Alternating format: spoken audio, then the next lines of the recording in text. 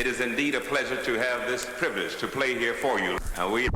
We intend to give you a very fine program, so just settle back, relax, and enjoy the moment. Mic check, mic check. Yo. What up? Good morning. Pay no attention to the sports in the background. What up, Brienne? Oh my God. Did you get some rest? Yo, my wind down game last night was my wind down game. I was so proud of me. Good morning, El Cool J. Little mama, where were you? Where were you last night? I need a hug. I need. Good morning, Christy. Good morning, B-Man. What up, B-Man? I got my situation. What's up, Owl Lady? What's up, Megsy? Yo, 5 hours. Give it up for your girl.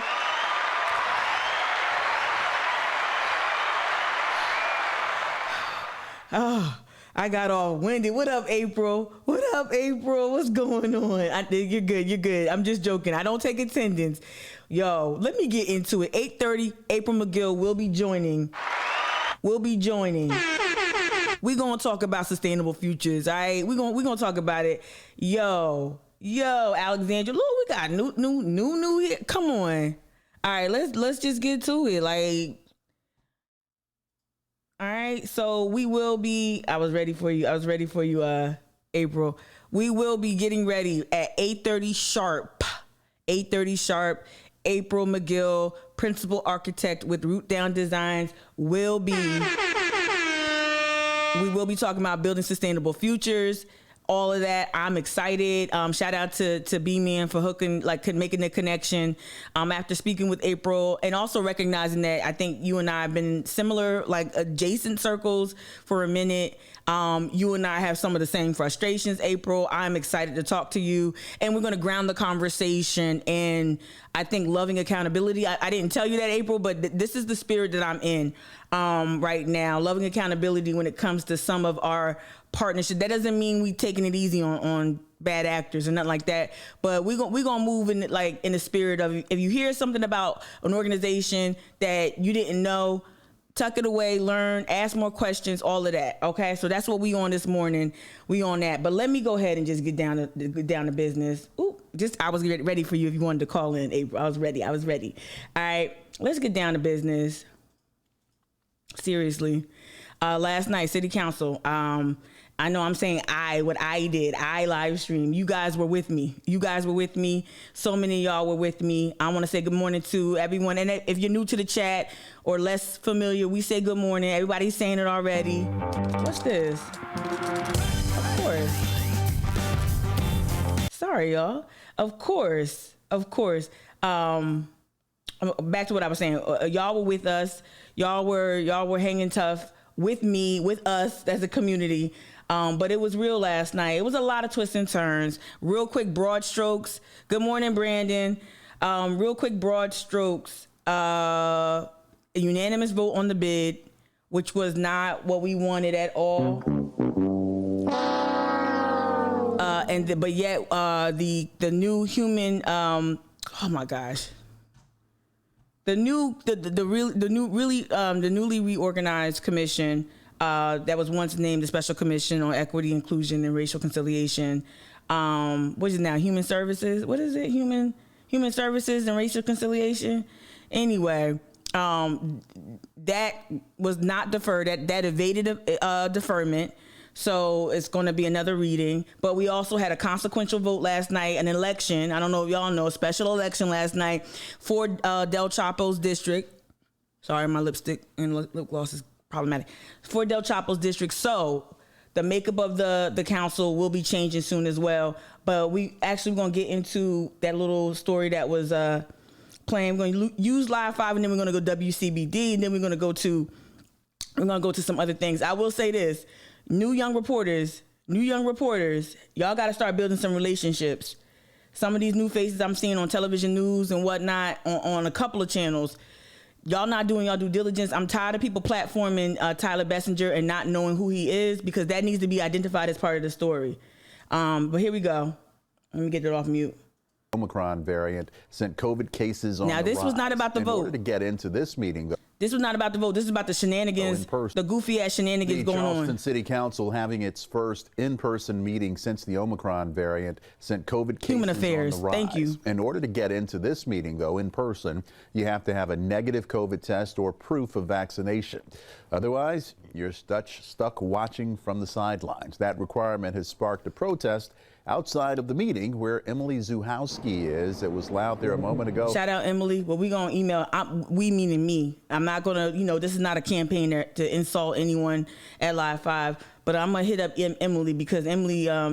We need to. Whenever someone who participated in an insurrection, whenever someone who organized with the Proud Boys pops up on camera, they need to be identified as such. As such, anyone who takes a selfie at the Capitol while participating in insurrection needs to be identified. Someone who was sued by the Willies, by Roy Willie, for exploiting a black child for political gain has to be identified as such. I'm tired of this. Stop talking to Tyler like we don't know who he is, and he keeps changing his name to JT, TJ, whatever it is. We got to start calling Tyler Bessinger out and stop platforming him. These news organizations, come on. A cursory Google search, and not even that. Look in y'all archives. Y'all got a whole archive. He got dunked on by Muad'Dib, rest in paradise, Moya. He got dunked on right behind a Live 5 News anchor. We got to stop this mess. And they are pretty ticked off, Emily. Yeah, ticked off about what? They are being unfairly excluded because of their medical choices. Shut I'm the going to fuck step up. out of the way so you can see. Not her, but as you can see, dozens of people are here. I talked with organizers about why they feel they need to make their voices heard, and I talked to the city about why they need to put this new requirement in place now. What we saw coming on the agenda tonight, we just found JT Bessinger. Really repugnant. The agenda for the first in-person council meeting since the Omicron surge hit the city of Charleston, sparking controversy. Tuesday's meeting requiring proof of vaccine. I know these reporters are not like I know they got to do a lot of their own work. They got to set up their own cameras. I understand they got to reach out to sources. They got to do all that. But part of the job is calling it what it is. And you can't keep platforming this dude without that qualification, without that disclaimer or explainer. Vaccination or a negative COVID test within the past 72 hours if people want to attend in person. Masks must also be worn at all times. This is just a much bigger step that the city council seems to be taking. A step being taken because 100. Yeah, he's LGBTQ. He thinks that makes him less racist. According to city officials, you can be gay and racist. This variant is out there and is alive and well. And the city of Charleston employees are feeling the effects of that. SCAF says around half of those employees that are out of work are first responders. We have a duty and responsibility to try to keep our citizens safe, and our first responders play a huge role in that. So we've got contingency plans in place to continue to operate. The city instead encouraging people to attend and participate in the meeting virtually, either by Zoom or by sending questions by email. I'm very happy to report that there are a number of folks who have done that for this round for City Council. SCAF asking for the public's cooperation and says the rules are the responsible thing to do. We're trying to keep talk to folks this safe. guy. That's the bottom line. Protesters have been here for over 2 hours now with flags, signs, and bullhorns, hoping to get the attention of council. Reporting live in downtown Charleston, Emily Zuhowski, Live 5 News. Okay, so Emily gets good points with centering and talking to the healthcare professionals who help inform the policy making or to help inform how council was going to conduct itself. Let's hop to YouTube And let's go to WCBD. So last night, City Council, of course, we knew that 2 agenda items specifically would garner a lot of attention and a lot of the anti-black white supremacist faction. Tamika, you keep using the word white supremacy. That's not fair. These are just people who believe in medical freedom. They've conflated that issue they folded that issue, or they're using that issue as a Trojan horse. Whenever you see Tyler Bessinger, Corey Allen, you have to think Proud Boys. They literally brought the Proud Boys here and also brought other known white supremacists here to Charleston. Okay, so we need to understand that if you are organizing, if Tyler is your leader, if Tyler has the microphone and y'all are following him outside, that's what that is. So during City Council, most of us here in the chat here on Twitch, we watched together. Okay, people who were in the city, around City Hall, inside the chambers, talked about how there was overwhelmingly a vicious sentiment outside. You could hear, they said that folks say you could hear the chants from inside. If you were inside, you could hear people outside on the curb yelling and screaming and whatnot. And of course, the news just picked up the Michigas, but really didn't dive deep into. To me, I want more. Look. Everyone should want more from the elected officials, from their news. I wanted more, but I get it. It was late. City Council went beyond 5 hours. I cocked out at 5 hours. I get it, but we got to get deeper on that. I got you in the chat. I'm gonna start reading. Dozens of protesters say their constitutional rights were violated when they were asked to stand outside a Charleston City Council meeting. This is Lexi Morris joining us live. Lexi, the city requiring proof of vaccination or negative COVID-19 tests to allow the public. Hold up. Carol's in the chat, y'all. Yo, you a real one. Carol, we saluted you last night on that marathon live stream. It's 5 hours. I mean, if you want to go back and kind of skip through it, you can. We salute you. Thank you for standing up. And we see almost immediately, the loss we have now, the loss we have of decorum. I don't put a premium on civility per se, but there's a way that you expect elected officials to show up for you. Right? You can be untraditional. You can be a little spicy. But what we saw last night was unprofessional. We saw a lot of smirking and smarminess. And I realized right away what we lost and what we now have as leadership, as representational leadership on council. We applaud you. Thank you for your work. And also thank you for leading with grace. Even if I don't agree with or didn't agree with everything you did, Carol, the fact of the matter still remains that last night, and in my personal experience, people spoke to how accessible you are, how you always follow up with your constituents. You're not hard to reach, and that matters. And we will be hoping for and encouraging folks to ask that from their new leadership or their current leadership. Thank you so much. I just wanted to say that. Let's go into those meetings. Brandon, I was outside of tonight's meeting for a few hours watching dozens of protesters line up the streets outside City Hall. Now, some protesters say not being allowed into the meeting because of the vaccine requirement is going against their constitutional rights. They wanted their voices to be heard. You can go inside. They said bring a test. That's what really killed me, is that just bring a test. If you not, why would you want to go inside if you have COVID? So bring the test. Like they said, they didn't say you couldn't. They didn't say you had to be vaxxed. And it was it wasn't 48 hours test either. Show a test saying that you were COVID negative within 72 hours. So this whole let me at them, don't hold me back. Bruh, come on, dude. Put down the bullhorn and get the fuck in there if you really wanted to go in there. Just swab your nose like everybody else. Go to one of the drive up MUSC testing spots. And that's it. This is fugazi. Wait. Protesters using megaphone. Where's the police? Where's the police? Where's the ordinance enforcement? Where's the ordinance enforcement? I thought we had First Amendment. Where's the ordinance enforcement? You got a literal organizer with the Proud Boys who've been organizing, who has been organizing with the Proud Boys for years, or with other neo-Confederates. Why hasn't the First Amendment? Why only when Marcus is crossing the street with like less than a dozen people adhering to the lights, right? Not jaywalking.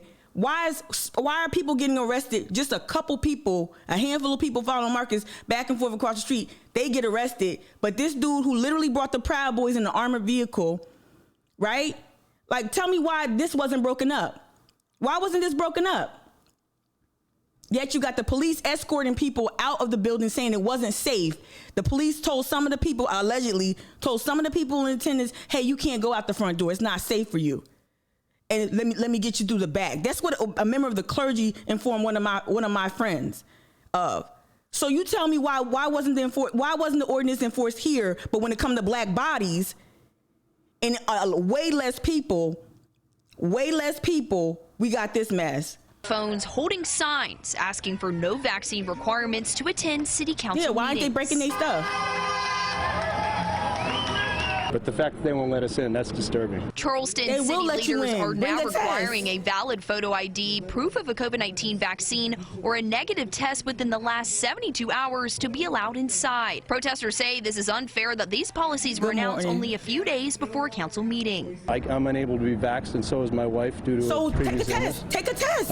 So basically, we're being denied. No, take a test. City leaders say one of the reasons these protocols are being put in place is because 150 city employees are out with COVID-related issues. And some activists say these requirements are needed to keep people safe when Why would you want to be in It's protecting the safety of city council members and people who are attending the meeting. Thank you. This virus is gone and taking a new phase and gotten a lot more transmissible with this new variant. Manufactured oppression. This requirement is unconstitutional. Say exceptions should be made for those who cannot receive a COVID-19 vaccine. That's not why we all serve. That's not what this is about. Right? Can the reporter just ask the man, but sir, you could get in? Can the reporter can y'all please just say, can you air the fact that, sir, the other stipulation was just take a test within 72 hours of being negative. What do you say about that? What, can you just ask that question? Did they ask it and I didn't hear it? Everybody should be able to participate. Everybody should be able to listen. You can. Respectfully ask questions. You can. And I don't see that happening. Now, also during tonight's city council meeting, the council voted unanimously to create the King Street Business Improvement District. Now it will provide $10 million to help businesses over the next decade. No, we'll see. More on that later. We're not even going to get into that. We got 10 minutes till approximately 10 minutes till April Magill. April Magill. I know it's going to be an awkward term, but we got you. We got you. We got you. We got you. Manufactured oppression. Thank you, Evelyn, in the chat. Manufactured here in the chat. Megsy, you said, yeah, according to council member Appel, they said they passed that ordinance very fast and very quick. Very, you know what I mean, and non-traditional. I'm not saying it was unethical or not like that, but they passed that ordinance outside of a typical council meeting time, designated time, right? And Councilman Appel and others made the argument that the First Amendment ordinance was to protect us against Proud Boys, right? And this is what was startling to me. Over 5 years after Mother Emanuel, we have a problem. We know we have a problem with white supremacist factions. They organized for years at the Battery. They had guns at the Battery. They organized with the Lightfoot militia at the Battery. You feel me? Like, we know 3%ers are at the Battery. Yet, the bodies that routinely are policed are black and brown bodies who are standing up for black liberation, who are standing up for black lives, and standing up against the extrajudicial killings of black people across the country. This is unacceptable. Unacceptable. And I don't know why the press won't frame it that way either. Won't talk about that. I just don't understand why our media tends to, and I can't let this go. I cannot let this go because y'all said this. They just go with a narrative. I think Joy said that. They just go with a narrative. They don't even really, they just say things. They take people at face value, right? Right. So let me get to something else real quick on Twitter before we got 10 minutes to April. So last night, shout out to Emma Whalen. Emma, I'm gonna call you and get your name right. Just because I want to be respectful. Y'all know me and last name. You know me and names. So last night, Emma, can y'all see this? Let me make it a little larger. Emma was covering, like many members of the press, Emma was following for the Post and Courier, following the news, following what was going on with City Council. So this tweet popped up. Shout out to everybody who sent me the receipts on old girl. Thank you. So Councilwoman Caroline Parker was being sworn in. So when you were watching last night, if you were watching City Council, you saw, let me play it right now. Let me get to it. This is going to be the easy part. Pause. Right here. I'm gonna mute it because you don't need to necessarily hear anything. I'm gonna let it play. So a lot of us are wondering, well, why did the mayor get up and go into a separate chamber? I don't know for sure definitively if this is her husband. I'm assuming it is. She has 3 little adorable children with her, swearing in a second room. So I was like, what's going on? Why is the new councilwoman? Was there a protocol, what have you? Or I mean, was there some sort of? We all were scratching our head, right? So shout out to Emma. Let me pull it up here so I can make it. Let me do this. So this statement was released last night. I guess before. Is there a timestamp? Not timestamp, but just the date. This was released, last night, right? So tonight at City Council, listen to this. Tonight at Charleston City Hall, Councilwoman-elect Carolyn Parker will be sworn in as only the 14th woman to sit in Charleston City Council in its long-standing history. Mrs. Parker's constituents are ecstatic, blah, blah, blah, blah, blah, right? Here we go. All right? But the events surrounding tonight's swearing in are less than desirable. Unfortunately, due to the current restrictions being imposed on Charleston City Council, certain members of the community are unable to attend. That's patently false. Are unable to attend tonight's swearing in ceremony. The city is citing COVID-19, rightfully so, listening to medical professionals and not Fox News or Newsmax. The city is citing COVID-19 and capacity limits as its reason in limiting access to the building to citizens. Look at this daffy shit right here. This the goofy shit right here. Councilwoman-elect Parker stated, "I am a huge supporter and believer in medical freedom and rights and liberties that citizens are provided per our Constitution. I am saddened that so many of my friends, family, supporters, and constituents cannot be there with me." Girl, please. This is not graduation, babe. And even at graduation, you only get 4 tickets. Calm down. I don't like this. I don't like rules. I'm anti-authority and anti-facts. I don't like rules. We should live in a country where we can do what we want because the Constitution says it. That's how she sound, like a petulant child. You are sad that so many of your friends, family, supporters, and constituents cannot be there with me to be sworn in this evening. I requested listen to this daffy shit. I requested an outdoor event, but considering the intensity of tonight's meeting and my children being involved, Mayor Tecklenburg has graciously offered to accommodate my family in the mayor's office to be sworn in. You requested an outdoor event. Baby girl, this is not a coronation, baby. Okay? You are not Grace Kelly. This is not Monaco. I don't know what that's an old reference, but come on. TCM fam, stand up in the chat. But come on. I can't believe this. Right? Oh, she's got a picture on Facebook, arm in arm with Harry Griffin. Y'all sent me so many receipts. Let me read the chat. Because that's just daffiness. This was, and I wouldn't accommodate this. Maybe I would have done it like, hey, I got you next door. I can't do no outdoor event. She's got so many people behind the scenes feeding her. Oh, we saw it last night. And so look. I think Saccharin touched on this quickly. I know I got 5 minutes till April. I think Saccharin touched on this a little bit too.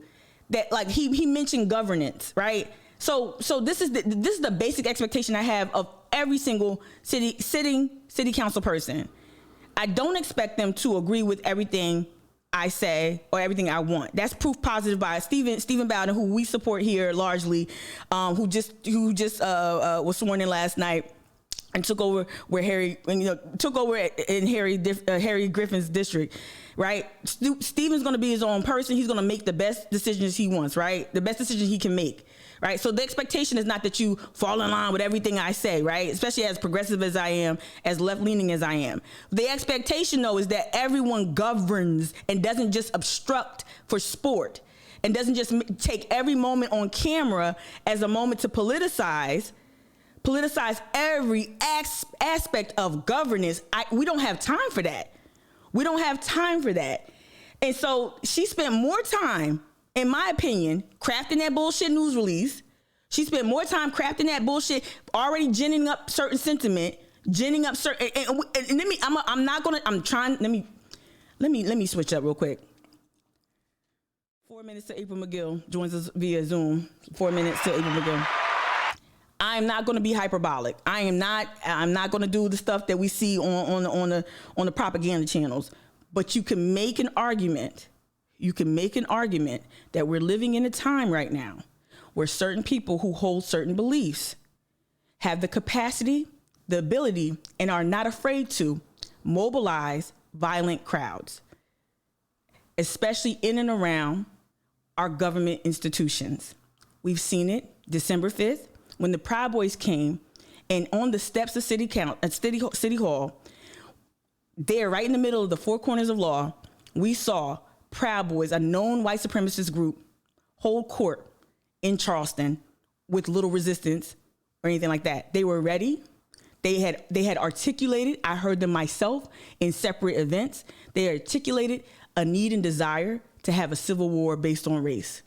Given the temperature around issues that center equity and Black liberation, we know for a fact that the white lash that we've routinely seen, either via policy or in person with these groups, we know that can lead to violence. We know that because Dylan Roof was not a lone wolf, and the sentiment and the grievance that he had informs a lot of the politics that we heard outside of City Hall last night. I'm not saying that this was an insurrection outside. I'm not saying that, but we have to stop. We have to stop acting as if it can't get violent.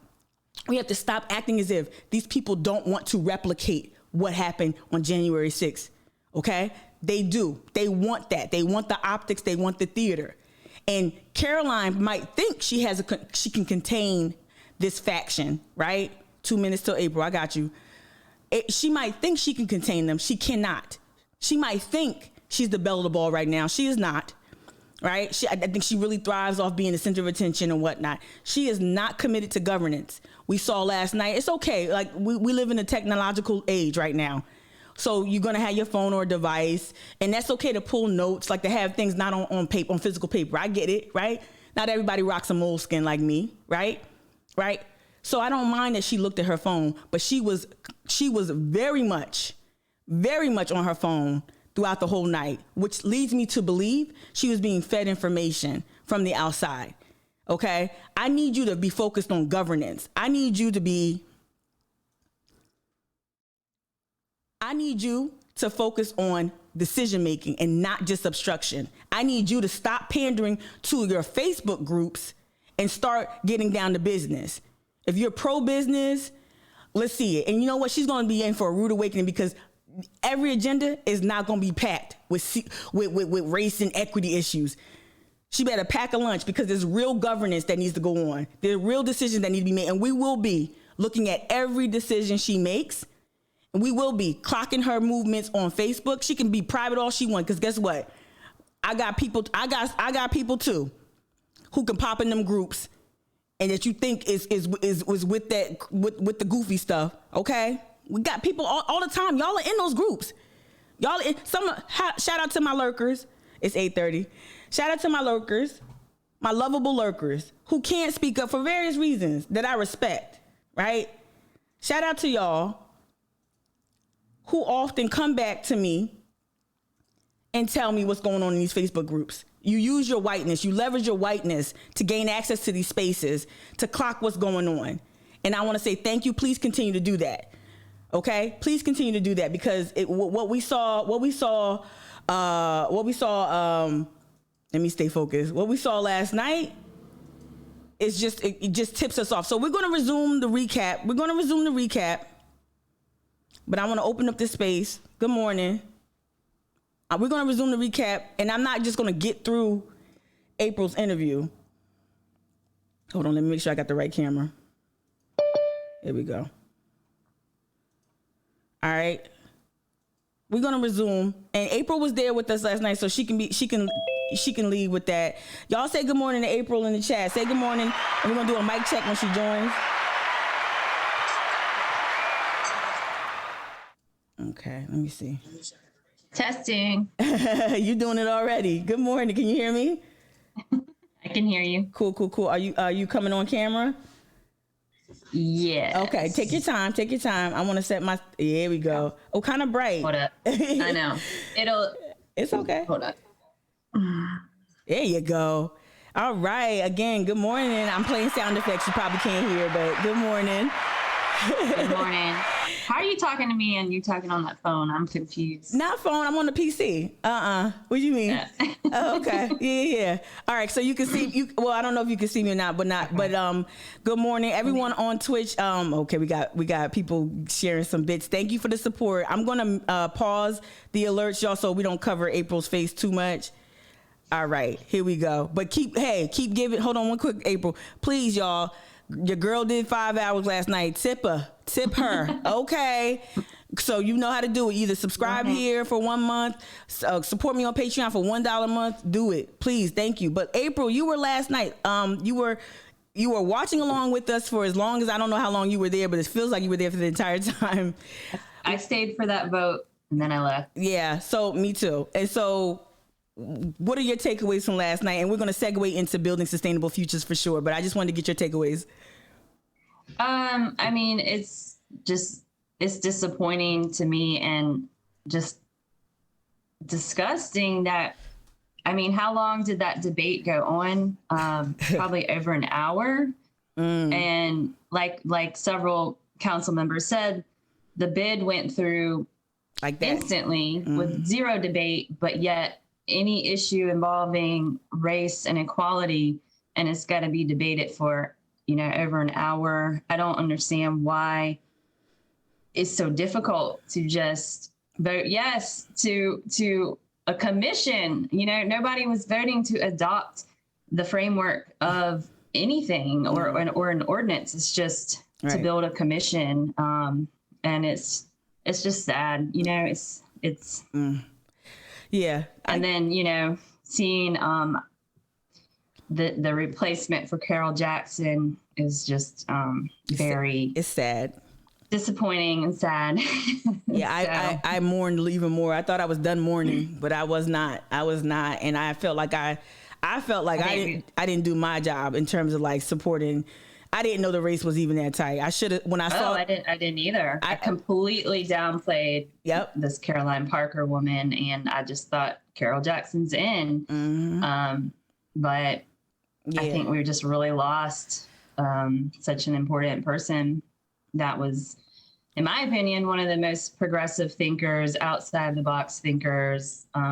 Carol was always trying to connect people who are working on the same missions, trying to create collaboration. So I'm excited to see what Carol does next. I know she's going to do something. I hope she'll run for mayor. Ooh. Ooh, I just played the Jamaican air horns. That is, oh yeah. Let me know if you need a super PAC, Carol. Right. Oh, she says this in the chat, April. She said this is not done. Good lesson learned. Okay, we love to hear it. We love to hear it. Evelyn just asked, the commission vote, it passed. They went for another reading, right? A third reading. Second reading. Third reading, I think. And then the bid was unanimously accepted. But all right, so the reason why I wanted to talk to you and center voices like you, it does coincide with a lot of things we're seeing play out publicly, a lot of the theatrics in terms of, the ideological divide. I think people are also, people who don't have the best intentions are weaponizing history and the tragic history that exists here in Charleston in regards to trafficked and kidnapped Africans. A lot of folks are using that and weaponizing that or strengthening some really empty arguments. But you yourself, it feels like you yourself have a different ethic or different code that you go by. I want you to just introduce yourself to people who don't know you or your work. And then also, if you could, tell me about the values that you try to apply to your work. Because I think that it's people like you that are going to help us build better futures, if I can say that. But go ahead and introduce yourself to folks and your work. Well, hey, everybody. Thanks for having me on, Mika. My name's April Magill. I moved to Charleston in 2004, right after college. And so I've been here for a minute. And I was trained as an architect, and I worked for several different firms for about 8 years. And And then I started my own private business in 2011 called Root Down Designs. And the reason I went out on my own and left the corporate world that I was working in was a couple of reasons. I, first of all, was really interested in what sustainable architecture meant and felt like there was just a lot of greenwashing going on. Everybody was talking about, green building, sustainable building, LEED, all this stuff. But I felt like, it's really just par for course. There's absolutely nothing sustainable that we're doing. And so I had some sustainability passion. And then also I've always been interested in, how can I get my work to reach the average person or the underrepresented people. Architecture has always been it's a luxury. It's, if you hire an architect for a custom home, you got money. It is not an accessible service to underserved and underrepresented people. And I've always been very passionate about affordable housing, and it's kind of tied in. The sustainable aspect and the affordability aspect can be interwoven. I believe you can have both. There are cities that are doing both, but we need leaders that will actually make that happen. And so in my work, as I began to kind of dig into sustainable architecture, it led me into a bit of a alternative realm, which is understanding what's called natural building. And these are methods largely rooted in indigenous building methods. Adobe is probably the most common one that you've heard of, but it's building with really simple natural materials, dirt, bamboo, wood, straw, methods that have been around for thousands of years, but have evolved and morphed and are really a large part of the solution of how we build a sustainable future and how we can approach carbon negative building practices. But through that work, I began to educate. So a lot of my work is also in educating people. I've led probably somewhere between 30 and 40 community building projects over the past 10 years in South Carolina, but also outside of South Carolina. And so in these workshops, I'm teaching some of these building skills, but it's also about just empowering people and letting people see what they can do when they come together, when they work together. Right. And there's just a lot of growth and empowerment that happens in those spaces. I've really worked with empowering women. Pre-COVID, I was starting a women's building initiative and had about 40 people show up to the first meeting, hungry for connection and to use their hands and to do good work in the community. And then unfortunately COVID kind of busted that up, but so you've been reaching out. Your outreach probably your outreach includes reaching out to those who are underserved typically. Let me ask you this. So have you seen other people, do you have any peers? Sometimes I meet people who are peerless, and I'm not just doing this for shits and giggles, Evelyn, but like I have a friend like Evelyn. Evelyn to me doesn't have that many peers here in Charleston and what she does and how she leads both creatively and just whatever. If that makes any sense in the chat, I don't know if that makes any sense to people, but do you have any peers that also share your sensibilities or share your values around growth and building sustainably? Do you have any peers in that realm? I mean, I have a few folks that directly work with me and support my work. We're a really small team, but I also have some colleagues, in the construction and building industry. I mean, Joshua Robinson, I've mentioned him before. Shout out. He's one that I think we really think the same way, holistically about solutions. And then a lot of my I mean, I have a lot of just support from individuals that reach out, that are kind of passionate about what I'm doing.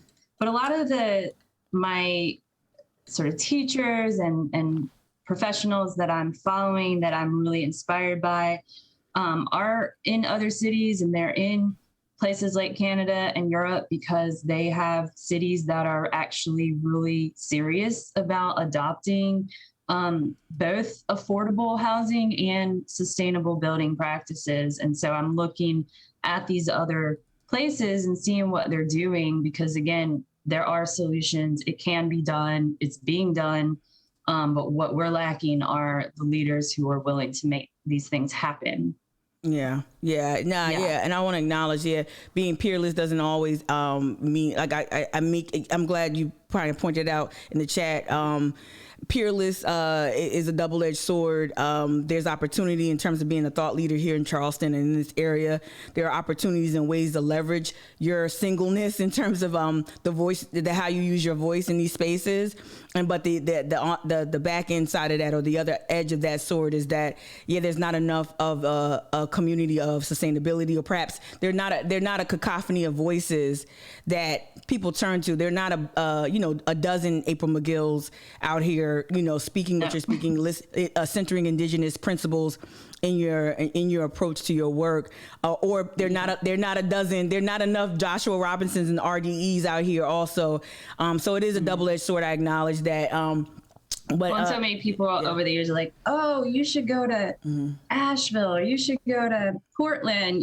I know what you're doing. I hate that. And I'm like, I hate that. I'm like, I sorry. need to be here because this is where, the work needs to happen. And as frustrating as that is, no. Can I lean in that? Because that's exactly, it's a conversation that I have a lot with my friends. Some move because, life takes you, spouse or partner transfer, or you just got needs, or like I moved down here because I wanted to be close to my aging parents. Right. But when you move to a place like Charleston, it just feels like, I was going off on a tangent a little bit, making it a little too personal, but the point is, we shouldn't have to keep sending our best and our brightest to more quote unquote progressive cities or progressive bastions. The work is here. And you're pioneering. I think you're pioneering in a lot of ways. Can you tell people more about the land trust work? I don't know if that's a good segue, but just let me know if the land trust work you're involved in. Mm-hmm. Yeah. So I want everybody to know about this group.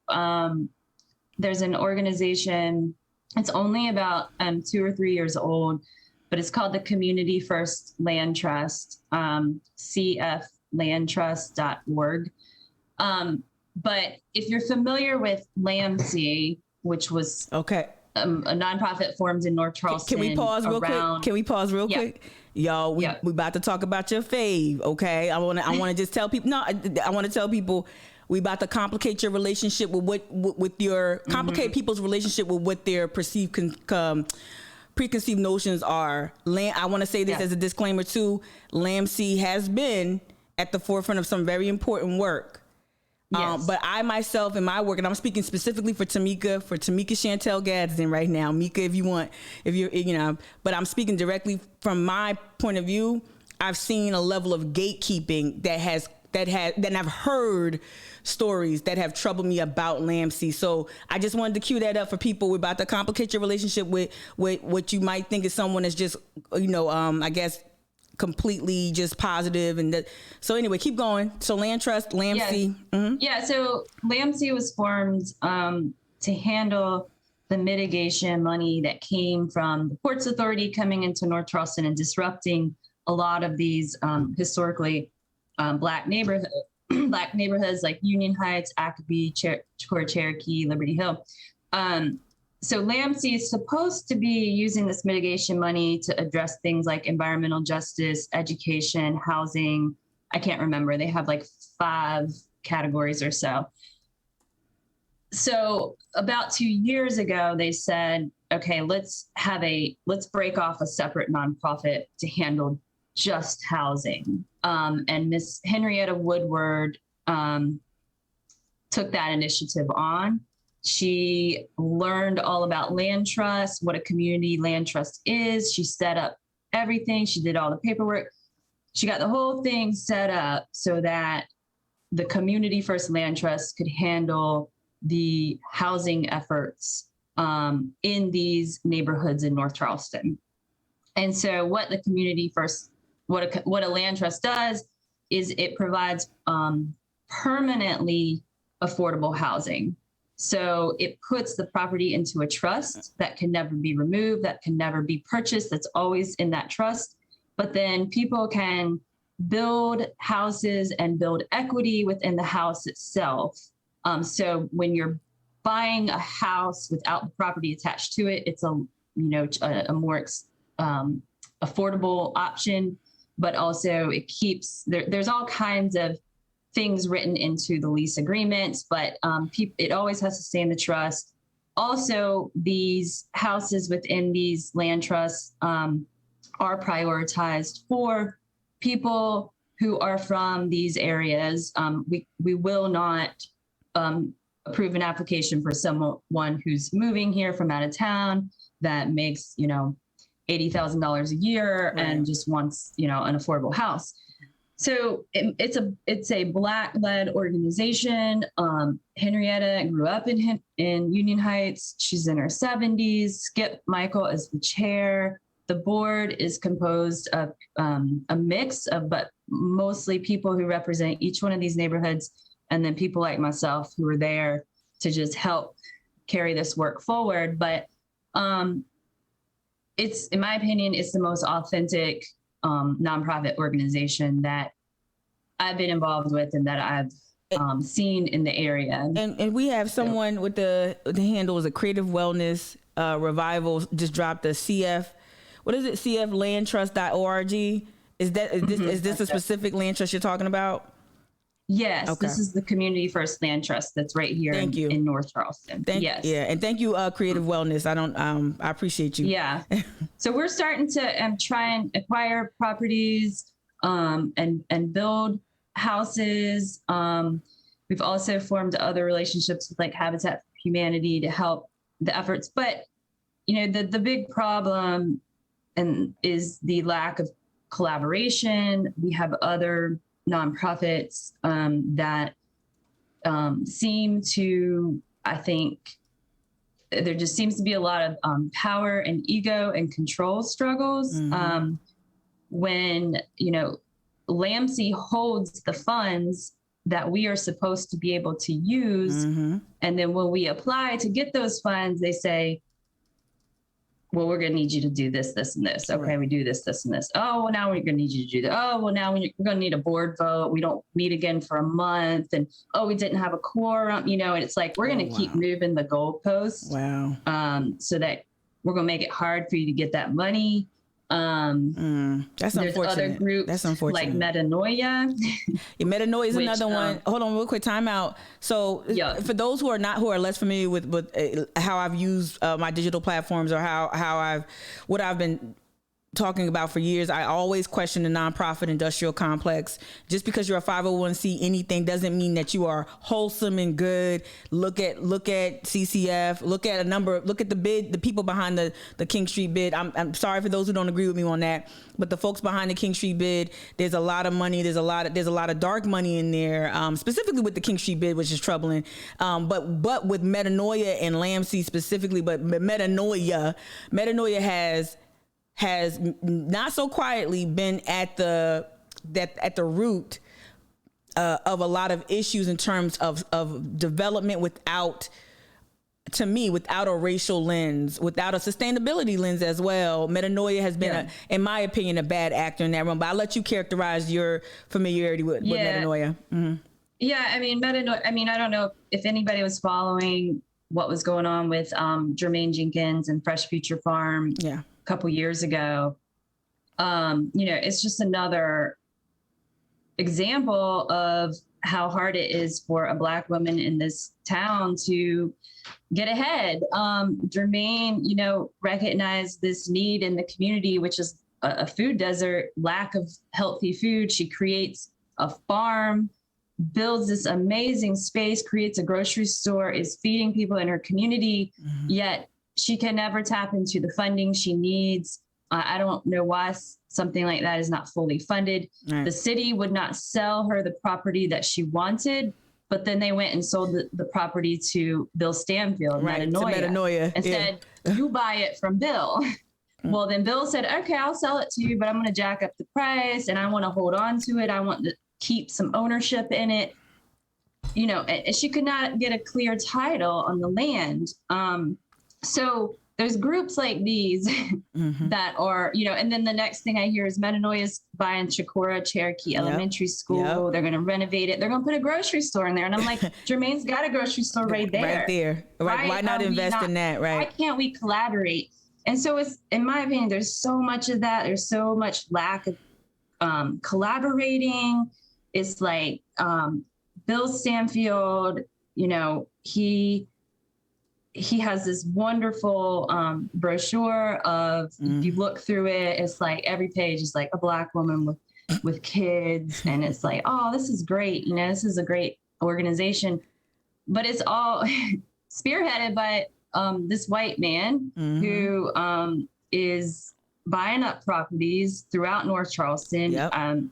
I know that for a fact, Jermaine and her staff have rented houses from Bill that are moldy, falling apart, and overpriced. So he has a lot of rentals out there that are, you know, toxic, sick houses, yet he's got this facade of being this, you know, the godfather of affordable housing. Every article that you see in the Post and Courier about affordable housing is Metanoia.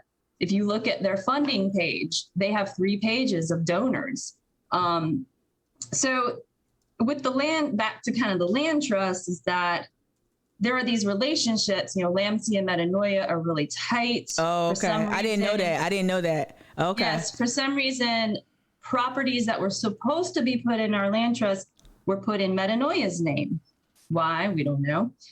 So there's been some, you know, some fight to get things put back in the land trust that should be in the land trust.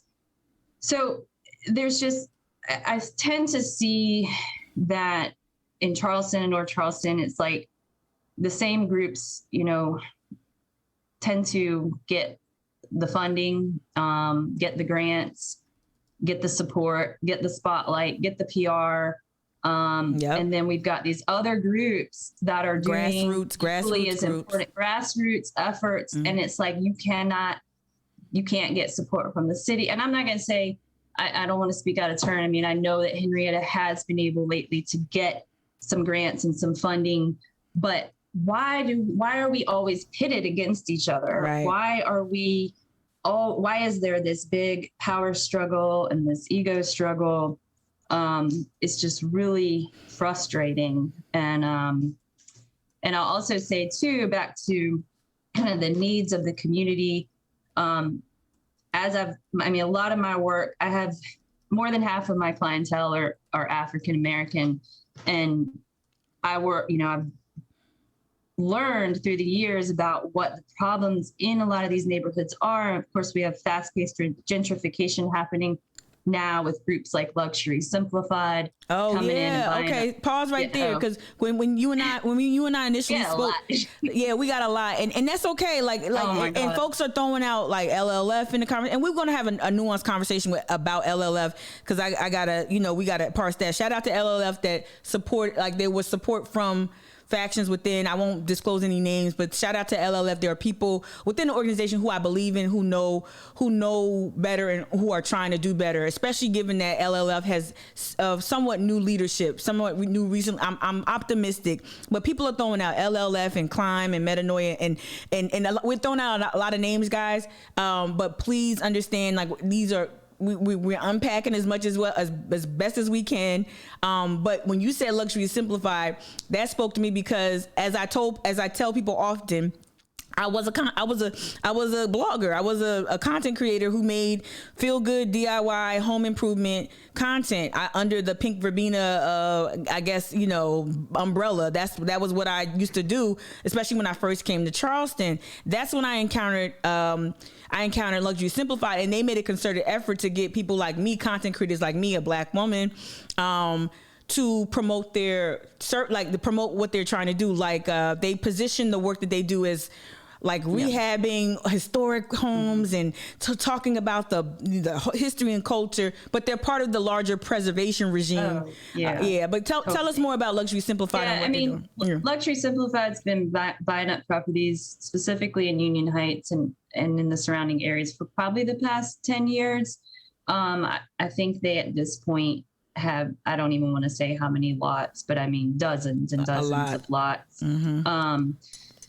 And they've created a new LLC and renamed it the Union Heights Redevelopment Corporation. I didn't know that. It sounds really good.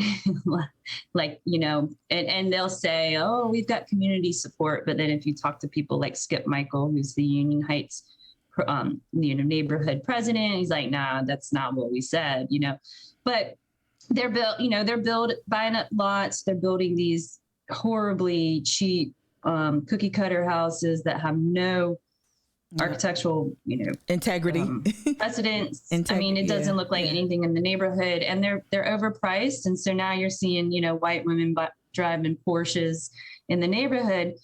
So it's moving so fast. And the neighborhoods are changing so quickly. And then, we're doing everything that we can in the land trust to try and raise awareness, but also do the work. And we are a grassroots team.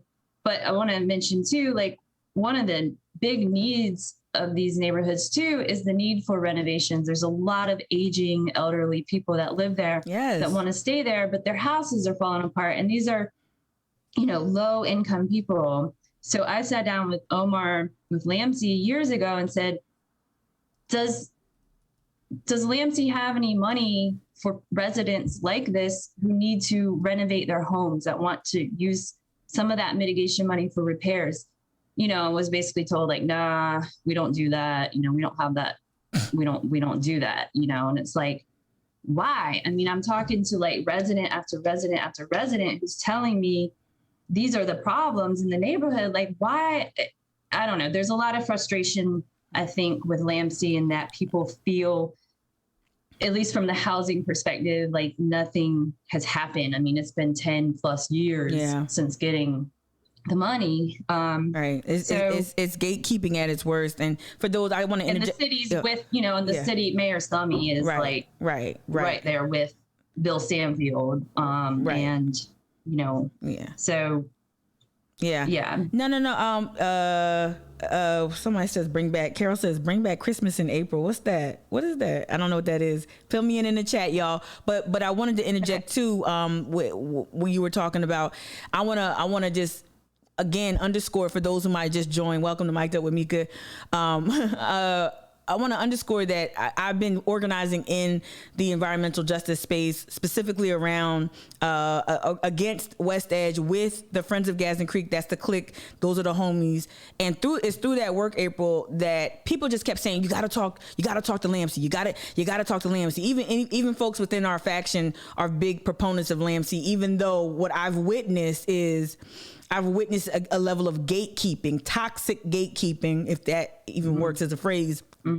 And even it was told to us, I believe, I don't want to mischaracterize Omar Muhammad's sentiments, but he would not stand next to the work we do at Friends of Gadsden Creek. He says that he felt like we weren't serving in the best interest of the people. It makes me think about that moving the goalpost sentiment you mentioned, because we're literally this weekend I was in the living room of residents. Like, we literally take people to the doctors or if they need trips, and we show up, we provide stipends and free food and mutual aid, and we listen, we have conversations. Friends of Gadsden Creek has done all this amazing work, and yet we have one person who is supposed to be the de facto leader of environmental justice, saying that, hey, Friends of Gadsden Creek, they're not, like, he was antagonistic of the work we're doing. To me, and I'm just saying this because so people understand, it's not a white woman. I'm not inviting a white woman to disparage a black man's work. I want to be very clear. And if you haven't, and also April made it very clear that she stands in solidarity with black community members, black elders. So I want to just make that crystal clear. We're not doing that. This is also my experience with LAMC and with Omar Muhammad. It's been less than it's been courteous, but he has not wanted to come to the table and build on the successes that we've had, and which is a telltale sign, because we challenge power directly. We challenge the mayor, we challenge the former mayor, Mayor Riley, and we stand up to the Summies and the Stanfields. and when the environmental justice advocate doesn't stand with the people, that's a red flag right there. Yeah. Okay. So I didn't mean to interrupt, but I wanted to make that clear because I don't want people to get the impression that we beating up on a black man for sport. No, not at all. I mean, I know Omar and Lamses has done some great work. Yeah. I'm just talking specifically about. Yeah. I think the lack of collaboration is such a huge issue, Yeah. One other thing I just really want to mention before we have to get off is that when looking at both sustainability / climate change issues as well as housing affordability, we can't not look at how big of a factor zoning is. Zoning is really at the root of so many of these problems, and we need comprehensive zoning reform. So a couple years ago, I was really looking at the ADU, accessory dwelling unit model that other cities were really spearheading, because with that, you're taking already developed land and you're able to build another small structure on the back of it. It creates multi-generational living situations. And it was really how so many of these neighborhoods used to operate, right? Like you could have your business up front and live in the back, or you could have your aging parent live back there. So I start digging into this and I'm like, that's interesting. Mount Pleasant allows ADUs. Historic downtown allows ADUs. They just call them carriage houses or mother-in-law suites. Slave quarters. One area of North Charleston allows it. Guess where that is? Park Circle. Right. So I'm like, that's interesting. The three, wealthiest municipalities allow ADUs. Can you break down? Can you reiterate what an ADU is? I know you just did it. Yeah, it's called an accessory dwelling unit. It's just the ability to build a secondary small residential unit on your property. So I can't remember the size constraint, but it's just like a tiny home, or like maybe even not even tiny home. I think you can go up to I think you can go up to like 800 square foot, maybe 1,000 square foot. But it's again, all of much of the zoning laws are so rooted in racist policies, racial inequities, and we still see it playing out today. Maybe not so much race, but class. Where we are allowing the wealthy to continue to grow wealth, to build more investments on their properties, yet the underserved areas that could really benefit from something like this is not allowed. And I reached out to North Charleston Zoning and Planning. They said, no, we have no interest or desire in a comprehensive ADU zoning policy because we don't want to, quote unquote, change the character of these neighborhoods. So, it's just, we have to look deep at zoning and how much that affects livability and affordability. Thankfully, the city of Charleston did pass a comprehensive ADU ordinance. So if you are a city resident, no matter where you live, you do have the ability to build an ADU on your property. And there is specific language in the ordinance to keep it from being a short-term rental. It has to be a long-term rental. But anyway, yeah, the people are responding. Well, they've been responding to you throughout this conversation. Shout out. I just want to say verbally, shout out to those who are listening probably and can't look at the chat. Shout out to Carol Jackson, who's been very animated in the chat. We're here for it. Little Mama just made this point. I don't know if it's a question. It sounds like at most a rhetorical question. So the wealthy areas allow the ADUs, right? But underserved areas don't, basically. So that's right. So when we talk about racism and white supremacy being systemic and structural, y'all, this is what we mean, right? When I say when I talk to a mayor or a policymaker and say, hey, you say you stand with Black lives, you stand in solidarity with Black lives, confirm that, affirm your love of Black people through policy. This is what I mean right here, because it's coded in it's literally, tell me there's no justification for why you wouldn't allow this type of structure to be built in these predominantly Black areas that are hanging on by a thread, mind you, at that. But and we'll see once the demographic shift, we'll see the policies reversed almost very quickly. Yeah. So what? Go ahead. Continue. Well, the last point I wanted to make was I think, because we mentioned Dutch dialogues and that whole process before, to me, that's really frustrating. When I see our city, and I know Carol and I have talked about this, spending, $500,000 to go to Amsterdam, to learn from the Dutch, to bring them here to do this big comprehensive study, and then we're absolutely not even going to implement anything that came out of the study. But why couldn't we actually invest in our own professionals in our own city who work in Charleston, who understand Charleston, and who actually can understand holistically what we need to do? I mean, we know what we need to do. We have to address things like transportation. We have to understand how to build carbon negative buildings. We can put together, a plan just as easily as that $500,000 Dutch plan.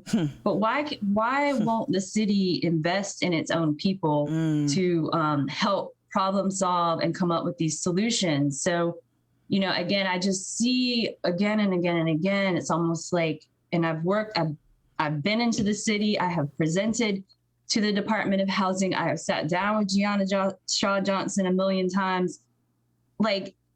These solutions are there, but it's always this lip service. It's right. Oh yeah, we love sustainability. Oh yeah, resiliency. We want this, we want that, but there's absolutely no implementation of anything. I mean, and I recently got off of the board of the city of Charleston's affordable housing. Oh, you were on that? You were on that? Yes, called the CRC. Yeah. It is directed by F.A. Johnson, who does not even live in Charleston. He lives in Columbia. What? Y'all, there's so much. See, this is why, this is why I'm so grateful. You know what I'm saying? I'm just why am I here? Nobody's trying to do anything remotely progressive or sustainable. It's just business as normal. It is standard development. I've seen the mayor stand up in front of these projects going, we're so proud of this sustainable project. And I'm like, what? Please tell me what's sustainable about it, because that is a cookie cutter piece of crap that y'all just built that's going to fall apart in 10 years. I mean, last week we talked about it. We were talking more about sea beans or sea pickles, whatever the hell it called. And Carol Jackson dropped the word of the month in the chat, greenwashing. We have to have this conversation. Like we're giving awards and credibility to people who aren't sustainable, who aren't conscientious, who aren't leaders in areas of race and racial justice, but they get this designation that they haven't earned. I'm learning a lot. I think people are saying that in the chat. Shout out to the new follower. Creative Wellness, you just followed. Thank you. I muted the alerts, y'all. So if y'all are giving and subbing, I don't want April's face to be covered with Yoshi dancing on her forehead. Not this morning. So, but no, I keep cutting you off, but I do want to kind of round it up a little bit. So yes. Tell me what's next for you, or what's some important work that you want people to know about. End it however you want to end it. Yeah. Yeah, I mean, or start something. You can start something. I mean, support the land trust, y'all. If there's a nonprofit that you want to support, if you care about affordable housing, permanently affordable housing. Please support the Community First Land Trust. Again, this is being led by a 70-year-old Black woman who is tired, who works tirelessly, making, a part-time salary doing this work. It's a grassroots effort. The more support we can get, we need it. So there's that. And then, I'm, my focus is really on progressively sustainable solutions. I'm working with private partners, private investors who are coming to the table with money, and they want to work with me on prefab, panelized, carbon negative building panels. So that's another topic for another day. But again, like, there are solutions happening. There are cities that are doing both carbon negative building and affordable housing all rolled into one. It can happen. Can you point out? And so, at this point, quick, can you hear me? Can you list a city? Is it Portland? What city is doing that? So a lot of the people I follow are actually in Canada. Okay. The Endeavor Center, they are like the leaders in the research around all of this stuff. Portland is a city that's done a lot with ADUs and zoning changes. Minneapolis has actually done away with single family housing. There's no more single family housing zoning, which sounds extreme, but there's a lot of progressive thought behind that. Monolithic zoning is just is going to kill all of us. Cities that thrive, travel around the world. Cities are built on having multiple zoning types together. When you can walk out of your house and go to walk to the market, and you don't need to get in a car to drive somewhere. So there's all the livability, carbon footprint, climate change, affordability, all of this stuff is rooted in zoning. And so pay attention to zoning, pay attention to the city budget. When you hear them talk about, we don't have money, that's bullshit. Look at the city budget. The mayor said last night, we've increased the police budget by what, $9 million? Yep. 1 year. Yep. 1 year. Why? Yep. Why? Why? But we can't find money for housing. If you look at how much money is allotted at the city level and the county money for housing, it's a joke. It's a joke. So we have to look at where our money's being spent and how we want it being spent, and put the pressure on these people.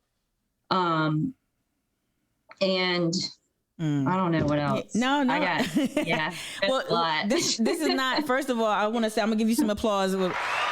This is not going to be the last time you join us, and as evidenced by how you move, you've been in the chat like last night and this morning and in previous live streams. I want you to continue to talk to us about this. I want you to continue to talk to us about these things, these barriers, and these stories that I didn't know. I literally learned so much. This is part of the reason why I don't do tremendous research about someone. Or like what they've been involved in. I do research about people because I want to make sure I don't have any goofy stuff on here. But I didn't ask Tom or any of our mutuals more about you. I wanted to learn new things with my viewers here, and I think you've enlightened a lot of us, and you've complicated our relationship with power in Charleston, and that is so important. We're rooting for. I'm gonna speak for myself. I'm rooting for Omar and Lamsey. I'm not rooting for Metanoia. I'm rooting for them in regards to, I want them to live up to their professed values, right? So I'm rooting for that. We don't want to destroy anyone, but we need to collaborate, right? And like I started off this morning's live stream, like in a spirit of loving accountability. And Cliff Albright of Black Voters Matter taught me this about not throwing away. We talk about sustainability. We got to talk about it in relationships. Not throwing away people who make decisions that we can't throw people away. We can't afford to do that. So this is a spirit of loving accountability where we're demanding that people who are supposed to be advocating for us actually show up for us, whether it's the mayor or whether it's the ED of a major nonprofit. April, where can people find more about your work? Is there a website, a Facebook? Yep. My website is rootdowndesigns.com. It's ROOTDOWNDESIGNS.com. I'm also on Instagram under Root Down Designs, and I'm also on Facebook, though I don't really go on Facebook a whole lot these days. But Me neither. Yeah. No, well, thank you so much. It was just a joy to Thank you for having me. Yeah, hopefully we'll talk face to face soon, maybe masked up or outside, but we gonna talk soon for sure in person. All right, thanks so much, Megan. Thank you, everybody, for listening. All right, see you a little bit later, maybe in the chat. Bye. Right. Bye. All right, give it up. Oh my goodness. Yes, that was good. I learned a lot. Shout out to April. I learned a lot for sure. One thing I really do like beyond this is not just about algorithms and likes and follows and clicks and whatnot. I really do want to build a community of folks, of Twitch peeps, where we come and we have these conversations. And I can't wait till we get a handle on COVID so that we can have these conversations in person. And hopefully, Evelyn, I wasn't sounding like too much of a jerk earlier in the comments, but like that because I want to lift up the word you use, and I guess it not triggered me, but it made me think and feel something. And so it made me think how lonely it has been for people like myself who for a long time felt like I was just having this conversation with one person or one or two people or my mom, or whomever. And so what I really hope to create is an opportunity or multiple opportunities, many opportunities where we can lift up important work like what April's leading with Root Down Designs. But also we can have tough and difficult conversations about these alleged, do-gooders, or I don't know what to say. I don't want to sound like I'm disparaging them, but we would need to have a conversation about how power flows, and we don't look and we do not interrogate the power that these nonprofits have. People don't understand that West Edge is a nonprofit. It's not, you might, and now they're positioning themselves to be more of like a flood mitigation organization, right? And full disclosure, that my group, the Friends of Gadsden Creek, is suing the city on behalf of the residents of Gadsden Green in the West Side. Back to Green, as it's commonly called among Black people, Gullah people. So we're suing the city with the help of Scalp. And so we're trying to put a stop to the attempt to fill the creek over there, the last remaining 4 acres of the creek. We're also trying to call attention to the practices of environmental racism. And the reason why I'm bringing that up following April is because it's through that work that I've learned even more about how tangled and how nonprofits get a pass, like they get a pass because of the 501c status, and because they're able to manipulate folks and make people think that they're there to do things like flood mitigation and community outreach when they're not. They're developers, right? So I think we need to have these conversations more and more, and so not so much to vilify, but to make some key distinctions, and I think that's important. Shout out to all of y'all newcomers, new followers. I'm gonna turn the alerts back on. It's probably gonna go ham. Hold up. Probably gonna go ham. You might see a bunch of Yoshis and Adventure Time characters, but I want to say thank you to the folks who supported this channel. This work it takes some time and talent, y'all. It takes me waking up at she didn't call in, of course.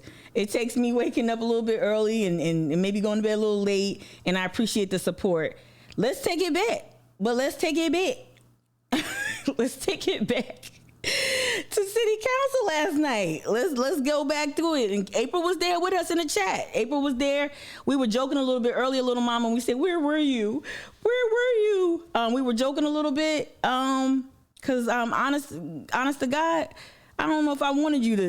I didn't know how much people I need to expose to harm last night, because it felt really tough last night. So I wanna get caught up again. We're gonna probably do a little replay for those who joined us later.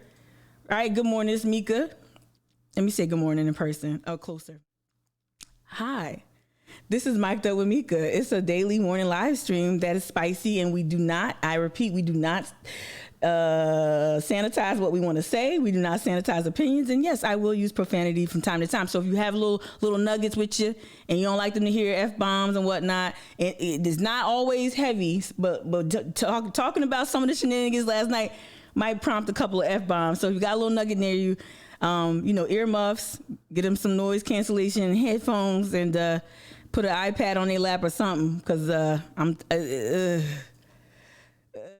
So before April hopped on, we were just looking at city council. We visited, of course, and we don't want to make it about one person. We're not beating up on one person. Let me rewind it. We want to salute and shout out to Stephen. Stephen that's what the sound effect we play when we talk to lawyers or lawyers are in community.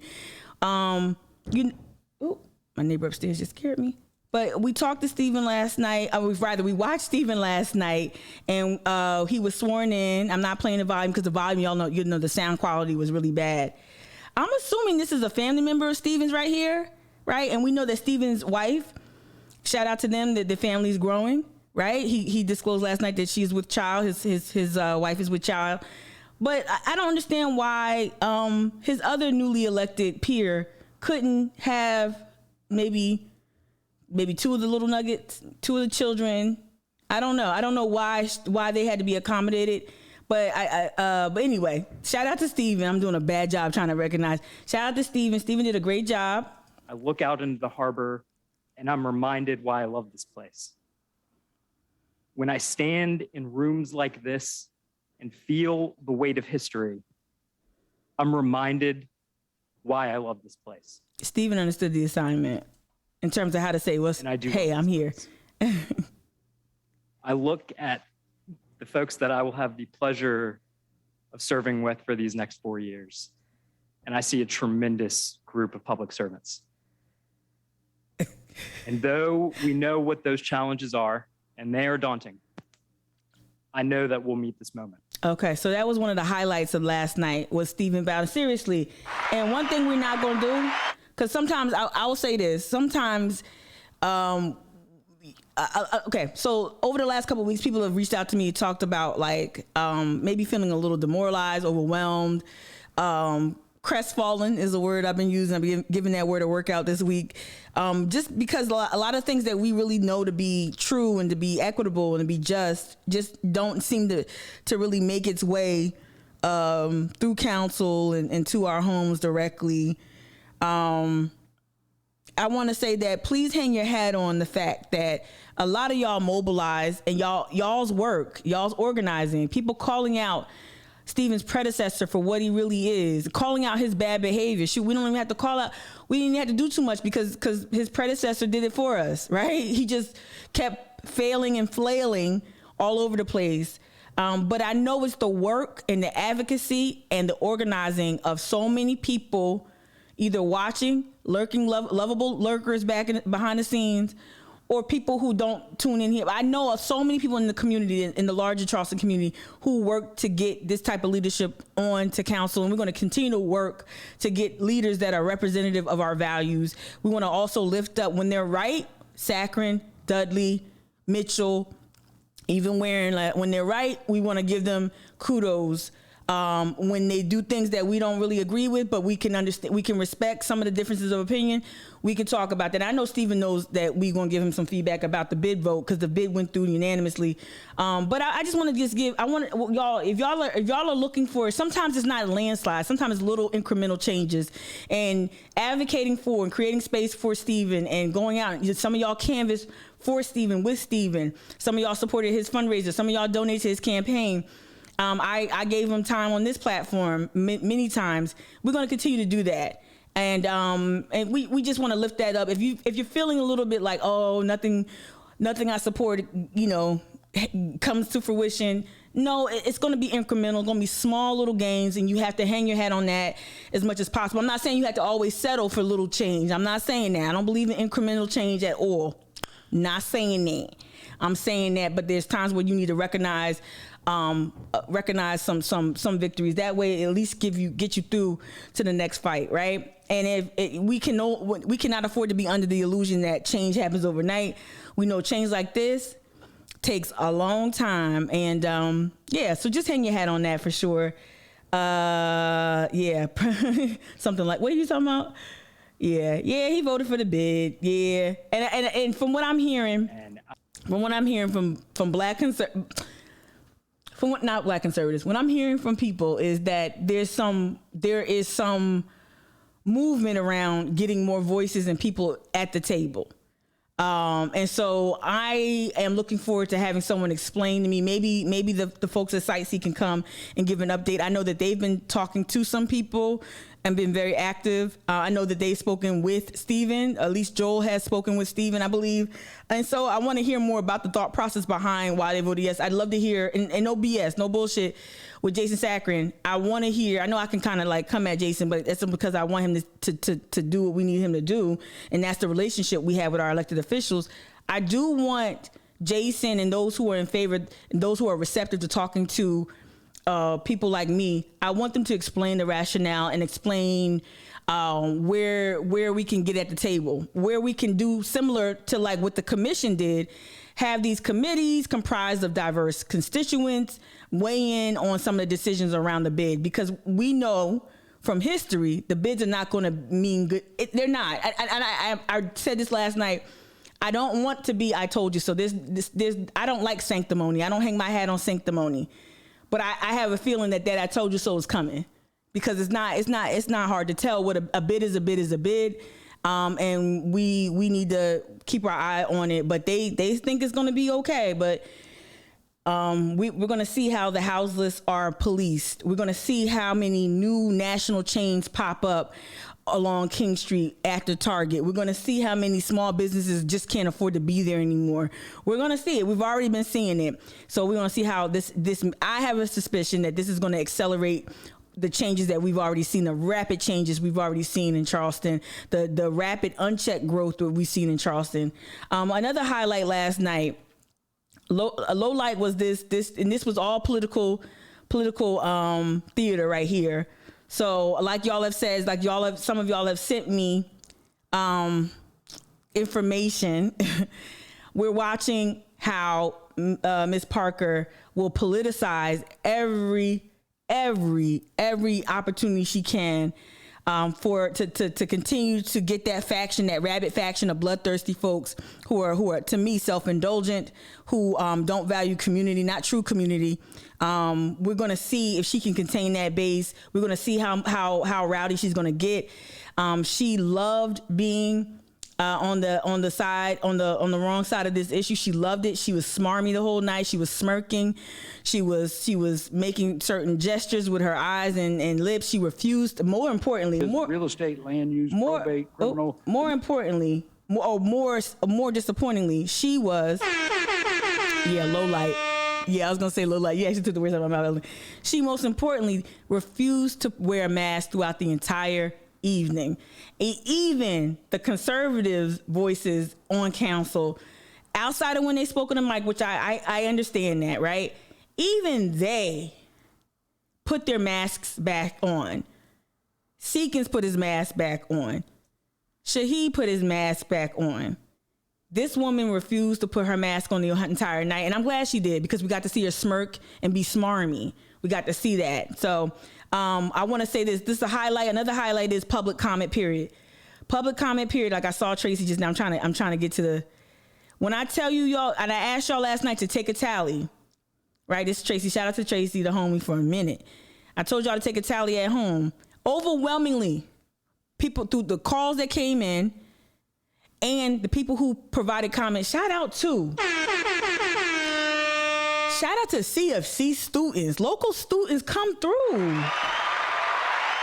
Like, shout out to the local students who like knocked it out the fucking park last night with their comment and their distillation of the issues at hand. They had a very firm grasp on these issues, specifically as it pertains to the Human Affairs and Racial Conciliation. I got it right. Human Affairs and Racial Conciliation Commission. And I just want to say that we need to continue to build on that. We don't need to be extractive with our students. We need to pour into them because they have the wherewithal, they have the knowledge, they have the firm grasp of technology. We know they're great organizers. We saw how they showed up in the streets of 2020. We need to continue to pour into them so they can continue to show up for us the way they did. Does that make sense? Sometimes when we see young people get activated, we're like, oh, well, we need to get her to come. No. They're students first and foremost. All right. This ain't the NCAA. Relax. Right. We're not trying to just mine them for their gems of brilliance and just run. We need to pour into them.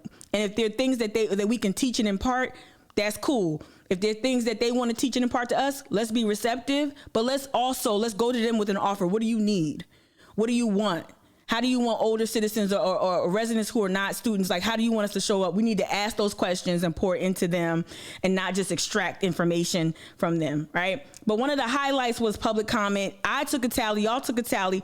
Overwhelmingly, folks stood up to support the commission, the Human Affairs and Racial Conciliation Commission, right? Overwhelmingly too, I don't know what y'all's math was doing. I don't know if y'all had an advocates out, but it felt like there were more people also hoping that the bid would be rethought, right? We didn't get that. I knew that was going to be tough. I knew that one was going to be tough because it's such the arguments for more business, more growth is just so convincing for people on council. But that's neither here nor there. There was so many good comments last night. This was a good comment. I want to just get one of the students. Let me see if I can get one of the students. Marcus did good. No disrespect. I'm just going to fast forward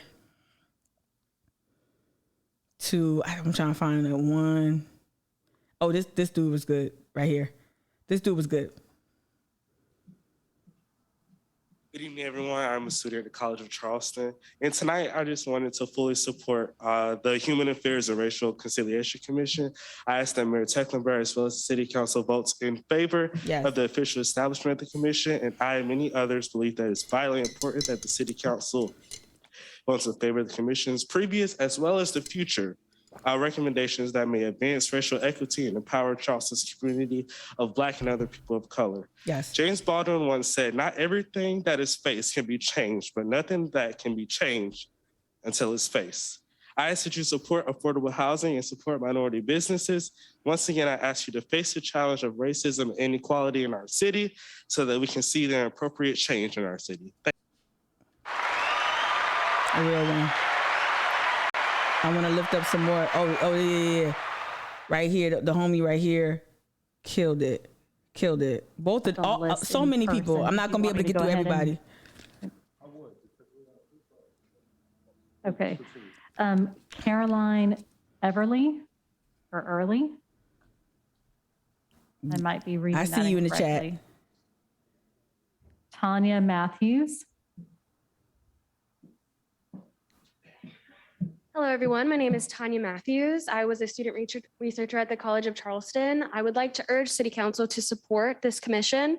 And I would like to pose a question to you all. It's been said hospitality and community and care is something pivotal to Charleston, but I want you to ask yourselves, what does Southern hospitality mean to you? Come on. When you think of hospitality, it is community. But when you put the Southernness to it, it becomes an identity. And identity is another form of inclusion and exclusion. Look at this right here.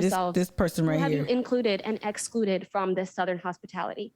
Who are you excluding to bring in more transient tourists into the city? If we really want to be a community that is civil and kind and hospitable, that needs to extend to everyone, regardless of race, regardless of background, regardless of economic prosperity or economic position. Thank you. Yeah. I want the black KN95. I found a cache of KN95s in my drawer that are white, and I need to get some black ones because the girl will have some NARS Sheer Glow foundation on some days, and I can't be playing myself at the bank or something like that with foundation stains all over my white mask. Why the mask white anyway? Seriously, like why were they predominantly white? I don't know. I'm not being silly with race and nothing like that. I'm just in general. But yeah, homegirl did a great job with the comment. I wasn't trying to inject race politics into mass construction, even though I'm sure there is a race dynamic there. For real. Why is vanilla white? Why is vanilla ice cream white and not brown? Vanilla is brown and from Africa, Madagascar. Let me stop. The finest vanilla is from Madagascar and is brown. All right. Yeah, I'm about to go into a whole tirade about like Band-Aid's colors and stuff like that. Anyway, all right, here we go. I'm trying to get through to, there was so many calls. Shout out to y'all who also like did some subversive shit on the calls too. Shout out. I ain't gonna say the secret sauce. We already said it last night, but shout out to you. You were real. Ruth, if you're listening, Ruth, you a real one, Ruth. You a real one. So I wanted to kind of fast forward to, so this was another part last night that was really difficult, which was when public comment period was allegedly or supposedly coming to an end, because the topics on the agenda around the Human Affairs Commission and the topic of course, the bid were so popular. It brought a lot of people out. Now the city also, like the city had warned us, or they prepared us, said, hey, if you want to come, the Omicron variant is wreaking havoc on our city. If you want to come, bring a test. It has to be negative within 72 hours or come masked up, they said. And they said also come either with proof of vax or that test. So I think that was supposed to be like to help kind of keep the crowd down. I don't know what it was, but anyway, a lot of people came out because of that. They didn't like that stipulation. A lot of people got on the phone, and what we realized was that there were people. I'm trying to figure out the part where they went back to the call, like when they started talking so long about extending calls, because that took up a lot of time. A lot from our. It was before this, wasn't it? Like that whole deliberation on how many calls to take. So there was an inordinate amount of time spent on that. I actually don't even need to play it, but there was an inordinate amount of time that they spent on whether or not to allow public comment. And I was of the thought that regardless if the opinions coincide with mine, we need to hear from everybody, right? We need to hear from everybody. What? Let me see what happened. Oh yeah. Oh, so yeah. No. So D, to your question, for those who tuned in at different times, so D, we talked about it earlier. So she released a statement. Parker did. We found it on Twitter. Shout out to Emma with the Post and Courier, right? And so she, because she thought this was some sort of coronation for her to be Queen of Charleston, she said that she requested an outdoor event. Can you see it here? I can't highlight it. It's right here in the middle. I'm about to point to it like y'all can see me point. It's in the middle right here. I don't know if you can see the cursor moving around. So right here, I requested an outdoor event, but considering the intensity of tonight's meeting and my children involved, the intensity that she invited. Also, shout out to y'all who went to her public social media accounts. Her Instagram is private, but shout out to y'all who screenshotted and sent me information. She was, and even Jason Saccharin acknowledged that she was, that she had politicized so many aspects of governance and the business at hand. She had politicized that, and I think that's going to be her Achilles heel. I know y'all thinking that no, people who participate in insurrection, they largely got away with it. No. This will be her Achilles heel. The way she only goes for bringing out rabid fans and rabid detractors and rabid anti-vaxxers.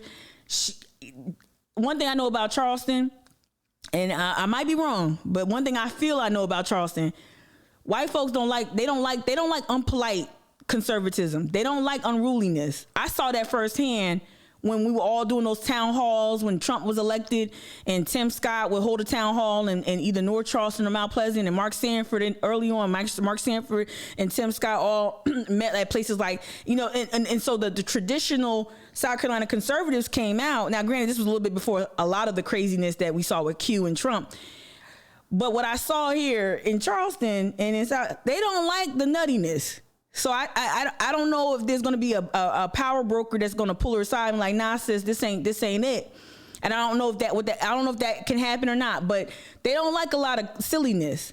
And then you got the ever expanding footprint of MUSC and the city council's propensity, or rather their city council's continued relationship with bringing in healthcare officials to talk about the severity of the Omicron variant, the severity of COVID-19, as the city continues to rely on the science. I don't know if people want to have a lot of patience with this. I'm gonna bring out a rabid faction. The other thing too, every week or every meeting is not gonna be full with race issues or stuff like that. So I'm gonna need to see her be just as combative, because she was combative. And shout out, I'm gonna say this, shout out to Councilman Dudley Gregory, and shout out to Jason Saccharin, because they directly told, like they said, look, we know who you are, we know what you're about, and we're not having it. Like, they didn't say that, but they called it out, and she wanted that though. And this is not one thing you can tell. This is not a debate. There are Robert's Rules of Order. And what you saw her trying to do is directly have conflict with people with different opinions. She need to take a page from this dude book right here, because he don't ever say nothing, but his votes is, in my opinion, my characterization, his votes are buns, right? But this is what you call a gangster with rhythm right here too, right? Right? He don't say nothing. He just do his business. And so while I don't agree with a lot of ways that this dude right here be voting, right? And he ain't the only one. Seekins, Shaheed is hit or miss. Ross for sure not. But he keeps his mouth closed and keeps it pushing. And he does his work on the back end as well, right? Right? Okay. So let me read the chat real quick. Why do they even bother having COVID briefings, but they aren't gonna do anything to stop the spread? True. Okay. The woman who beat Sanford. Yeah. Right. Arrington. Share her campaign manager. Oh, wow. You didn't tell me that. I didn't know that. She got Katie Arrington's oh shit. So Nancy Mace got Liz Cheney's comms team, and I didn't know that. Damn, if I'd have known that. Yeah. Honeycut too, I bet. Same. Okay. So they're finding like mothers, white women mothers, like it's the Nancy Mace, Katie Arrington, Carolyn Parker. Y'all see a trend? I don't know if y'all see a trend.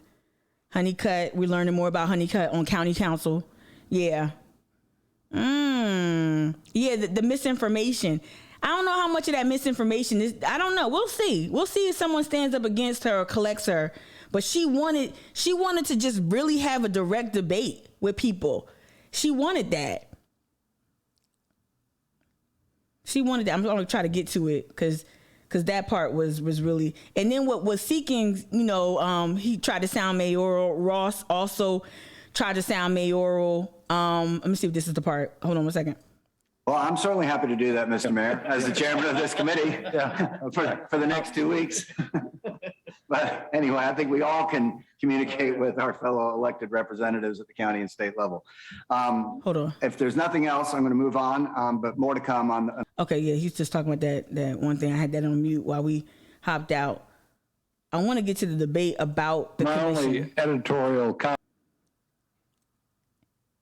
Okay, this was the bid. They brought in old boy. We also gotta not light them up, no pitchforks, no torches. Successful. But this is Robert Somerville with the city, I believe. I think our friend in the chat lifted that up. We need to also hit him up and figure out how more people of color, how people from varying backgrounds, people who are residents of Charleston, who shop on King Street, who pay taxes, who support other businesses downtown. We need to figure out how we can hold space on these with regard to the bid. All right, so I wanted to get to, I think this is the part where there's a conversation about the commission. Focus it, let's clarify it, and let's bring this back in a way that we have meaningful public comment, we understand what's going out there forward, and it's not from the get-go, because if we pass it tonight, it will be the most divisive thing we've done in these chambers in a long time. So I didn't even need to start off where Seekins started off, because it was full of bullshit. So Seekins was saying we need more time. And then I believe, I want to say Dudley Gregory's going to speak. I want to see if I just don't think procedurally we brought it here. Bullshit. The commission was initiated back in after the summer uprising of 2020. It's now January 2022. Cut it out. Cut it out. Every meeting, I said this last night as a member of the History and Culture Subcommittee, every meeting that we held was filmed and available on YouTube. Every meeting we had, every council person was invited to attend. And at various times throughout the months of meeting, bi-weekly, in some instances, the months of organizing, and I was under the leadership of Dr. Felice Knight, who's an educator at the Citadel, who comes from legendary Black Charleston royalty, also co-chaired by Angela Mack, white woman with the Gibbs. One of the proudest pieces of work I was associated with, right? We would see at various points, see Saccharin come in, see different types of different council people come in, some more than others. But who we never saw, at least in History and Culture, I never saw Mike Seekins. I never saw Carl Brady. I never saw any of the people who voted. I didn't see Ross, not in the meeting. I saw Ross show up and come up with this. But this whole, we don't have time. All these meetings are right now on YouTube. You had over a year to just go watch the meetings. Not even over a year. You have access to Amber Johnson works for the city, Mike. Peter, like they work for the city, not Peter, because he voted for it with the votes. And then they act like they didn't have enough information, or we don't know, or hand wringing and whatnot. I'm gonna read the chat in a second because I'm talking a lot. Yeah, okay, Carol, I hear you, Carol. Thank you for adding some additional context as well. But let's play this. Let me see who's next. Appropriately.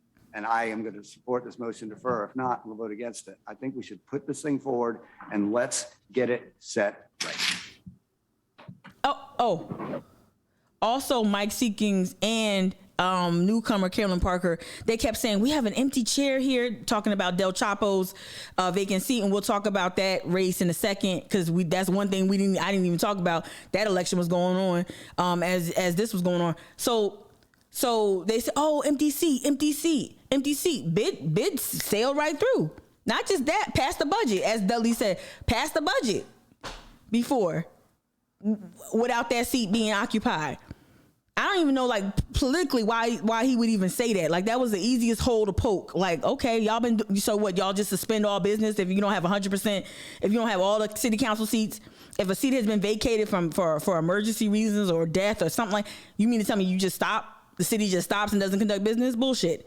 And like Dudley said, we conduct business all the time when people aren't there. Some people are absent. Yes, thank you, Mr. Mayor. Well, here comes this. Thank you, Councilmember Seekins. A couple things. I mean, I spoke publicly December 21st when this was reintroduced a few days before Christmas. I will say again, I think bringing this to council a few days before Christmas, when 3 seats on council were about to turn over. You didn't know that, though.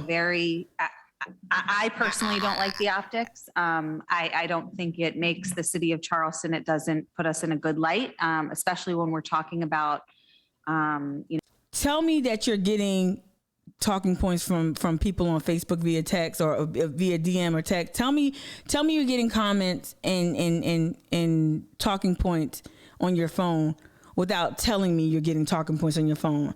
Tell me you're getting talking points that you haven't thought through without telling me you're getting talking points that you haven't thought through. Doing some, talking about fairness and equality and things like that. Second, I, for one, even as a council member, now that the name has changed, I don't know what exactly that means. Or did we just change the name? I want you to see how, and this is why on January 27th we're gonna read the book, The Trouble with White Women. This is the reason. I want you to see how she's feigning ignorance and then how combative she switches up. So I want you to see how she kind of uses that genteel, like, oh, I'm just asking questions, guys. I'm just asking these questions. Like, people are asking me to ask these questions, guys. I don't know. What does human affairs mean? What does equity mean? I don't understand these words. Are these new words? Are these in the dictionary? Like, come on, girl. Name of the ordinance, but the report still stands. Does what? So the fact that I don't completely understand that, I guarantee you the public doesn't understand that. Those are the comments that I've received, the phone calls I've received. People don't understand. I want to also say this. I had this thought as soon as I got offline last night. This is gonna sound so benign and so innocuous, but please track with me real quick. She is high off of the engagement she's getting on these race-related issues and also the whole medical freedom bullshit issue. She is high with. She feels really, really, really special. You can. I've been clocking this. Since shit. I've been clocking this for a while when people are like almost intoxicated by the attention they're getting. She's so high up, she doesn't even know how to prepare for landing. And I mean it, like you can tell, because Dudley had to set her straight. People in my district and people who voted for me, she really thinks, for some reason, she thinks that more people are behind her than actually are behind her. And this is what Harry used to do. He used to confuse infamy with notoriety, or he used to confuse infamy with interest in what he has to say. People really care. They only cared about the issues. The support she's getting is contingent upon two things: anti-black racism and anti-vax beliefs disguised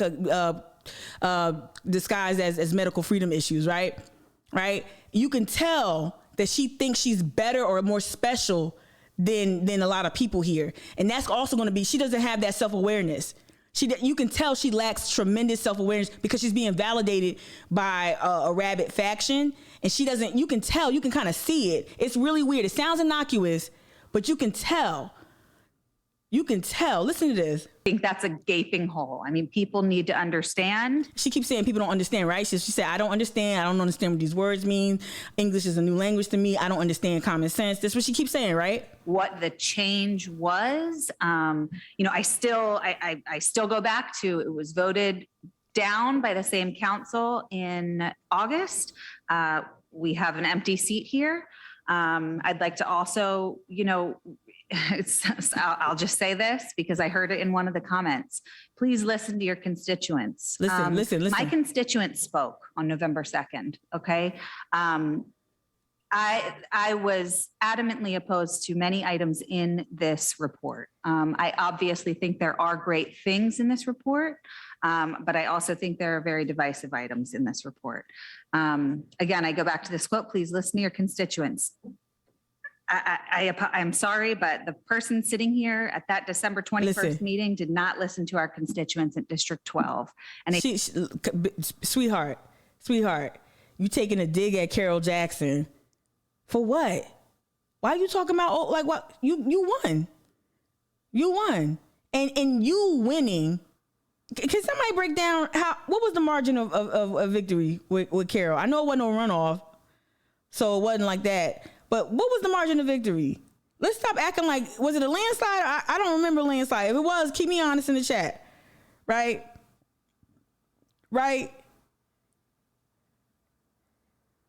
Okay. For real, look at Carol. Look at Carol with the Carfax. So she won 900 to 33 to 811, 6%, 6 points. Sweetie Bop. While that, for that size of turnout, while that is significant, it's not, baby. It's not even 100 more votes, baby.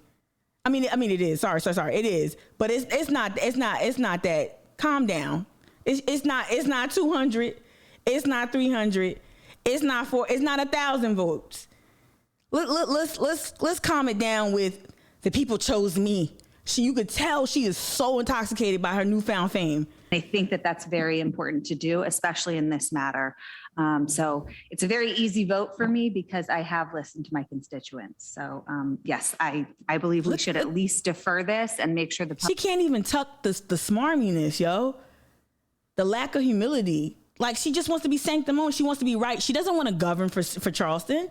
And I'm not gonna spend the bulk of my time beating up on her, but we gotta call this out. We've got to call this out for what it is. It's a nakedly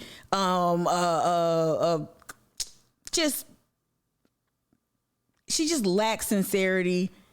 She's ambitious. She comes off as poised. She knows how to rock a blouse. You know what I mean? Like, yeah, I can go to Nordstrom's too. Like, it's just really, really, really, really, like, I can see right through it. Just really transparent. I'm losing words right now. I'm talking like her. Public is fully aware of the name change and what this is going to do. What is going to be brought about? What is the end game? What? You're there to talk about that, Sweetie Bop. Sweetiekins. That's what council was. That's why they have a time period where you can discuss that. And not only that, you had time. You had all week, baby. You had all week. Orientation already happened, right?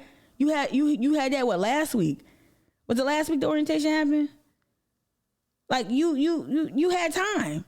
You had time. What was your transition team? What is want? I've been told that they don't want the 125 items in the report. They're not in there. It's just a committee. You know, I don't know as a council member, and I know the public feels the same way. So no further discussion needs to happen. She was so satisfied. Look, mic drop. Yeah, Mr. Mayor, I think that, you know, one of the things we talked about when we talked about. You gonna make me buy Dudley a bottle of champagne, and you know I don't stand any elected officials, even Steven. We don't stand Steven. We don't stand politicians. We can stand in solidarity with them. We can get them to coalesce around our issues. They work for us. But you gonna make me buy a bouquet for this man. About council members, the importance of doing your homework. Homework. And I don't think, based upon what I'm hearing, that some of our council members have really done their homework. Seeking. Because if they did, one, they would see definitions of equity. The little mama. One person missing, okay? But we've had one person missing on all votes. Hold on, I hit the, no. Okay, I'm just reminded because I hit the button. Of doing your homework. And I don't think, based upon what I'm hearing, that some of our council members have really done their homework. Because if they did, one, they would see definitions of equity, not just in that report. Come on. But also in the city's comprehensive plan, which has already been approved by the city. So the city has approved a definition this council has of equity. Come on. Secondly, we have one person missing, okay? But we've had one person missing on all votes. Why is it? Okay, why is it because of this vote, okay, you want to call that as an issue? For me, that's problematic in and of itself, Councilmember Seekins. Dog whistle. I think if that's dog the whistle case, ass. We should do the same thing for the bid. They were dog Why do we vote on the bid with one person missing? Right. So I think that what you're doing here is you're trying to make up different rules, okay, because you oppose the document. And that's not quite the way it works.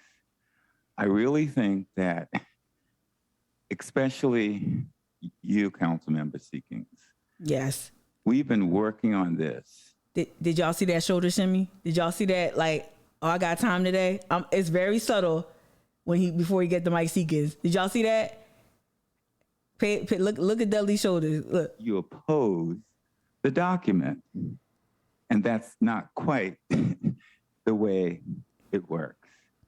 I really think that, especially you, Councilmember Seekins, we've been working on this for over a year. Over a year, well over. You have had the opportunity during that period to review, to comment, to object. To participate? To participate.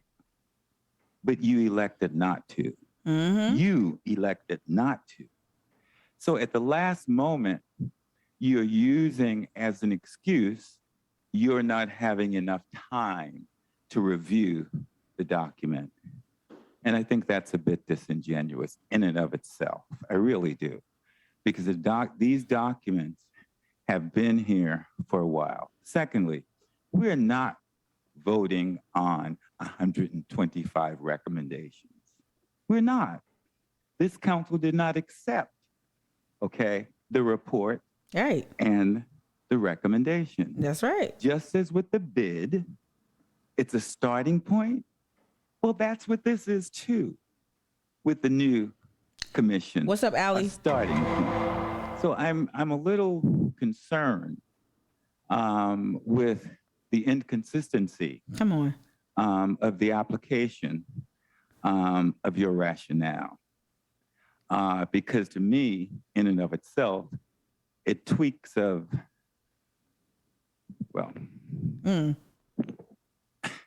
it's bothersome to. He wanted to say racism, but he said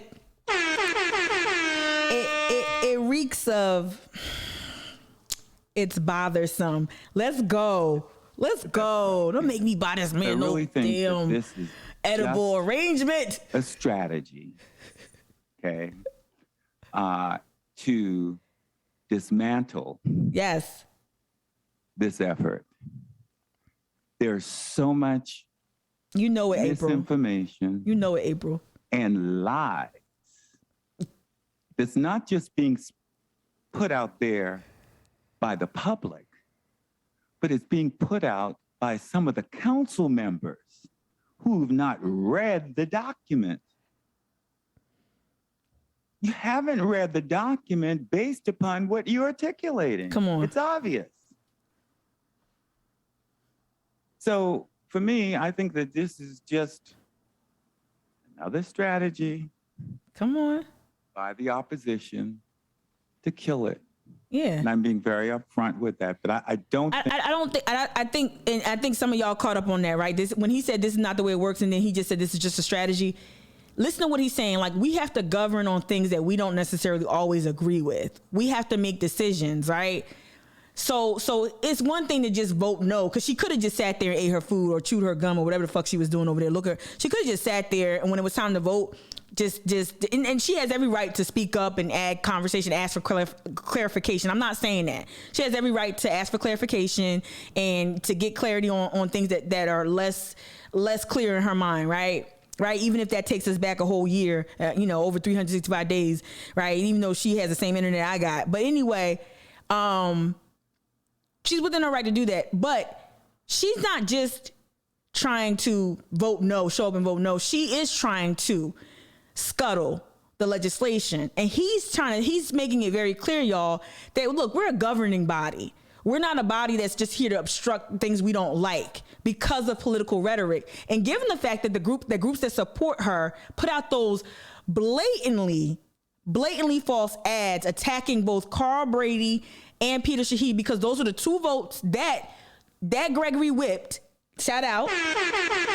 Like I tell you with Clyburn, with whoever, whip up the votes. Like the fact that Joe Biden can't whip up 2 votes in his own party is Mr. I've been in the Senate, I've been in government 40 years. You got to whip votes. You got to have power. That's how you know you have a power or influence. If you can whip up votes, if you can campaign to your peers and say, hey, I need your support on this. Y'all know what this is. Let's stop.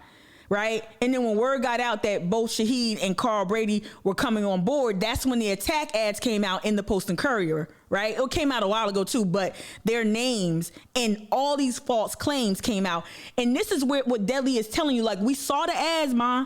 He's telling her this. Shorty, we saw the ads. We hear the people outside. I'm getting texts, too. People saying it's not safe. I'm just characterizing this like playfully. Right. He's saying that. Like, I see the ads, Ma. I seen them. I see how you people get down. We see how it goes with you. That's not how we gonna operate here. There are rules. There are levels to this shit. And get the fuck off Facebook and get in this room and start making some legislation, crafting some legislation, and giving thoughtful input into how these policies are crafted. All she's doing is obstructing. That's it. And she doesn't even, the thing that's really discouraging about her, the way she's chosen to engage with her peers and with the city at this level, what's really discouraging is that it doesn't feel like any of these thoughts are her own. She's on the phone a lot, overwhelmingly looking down at the phone a lot. So you can't even you can't even arrive at your own conclusions about these policies. You have to rely on talking points from a rabid faction and also from outside groups who are pouring money into these groups, into these white supremacists who have no compunction, have no issue with organizing with Proud Boys and insurrectionists, right? They have no issue with that. But we're supposed to listen to you and feel like you're going to serve the best interests of us? Oh, get out of here. Get out of here. Oh, I don't think they have it yet. That you have, or I don't. You got. We'll see if it's on a website. Read the document, April, and looked at the definitions, and clearly understand that the special commission completed its work. Right. The special commission is gone, y'all. It's now the Human Affairs and Racial Conciliation Commission. They completely reorganized it. They threw out the report, which we're gonna have a different conversation on how. I already talked about this. I already lifted this up directly to Gregory and others, right? In a group setting, virtual group setting. So we're going to talk about that later. It's completely different. The recommendations thrown out, that rich document thrown out. It's almost unrecognizable. So what are you resisting? Completed the report. What's up, Basic PJ? As they were charged to do. Whether we agree with it or not really doesn't matter at this point because they completed the report. Yeah, rabid faction. The city did not accept the report.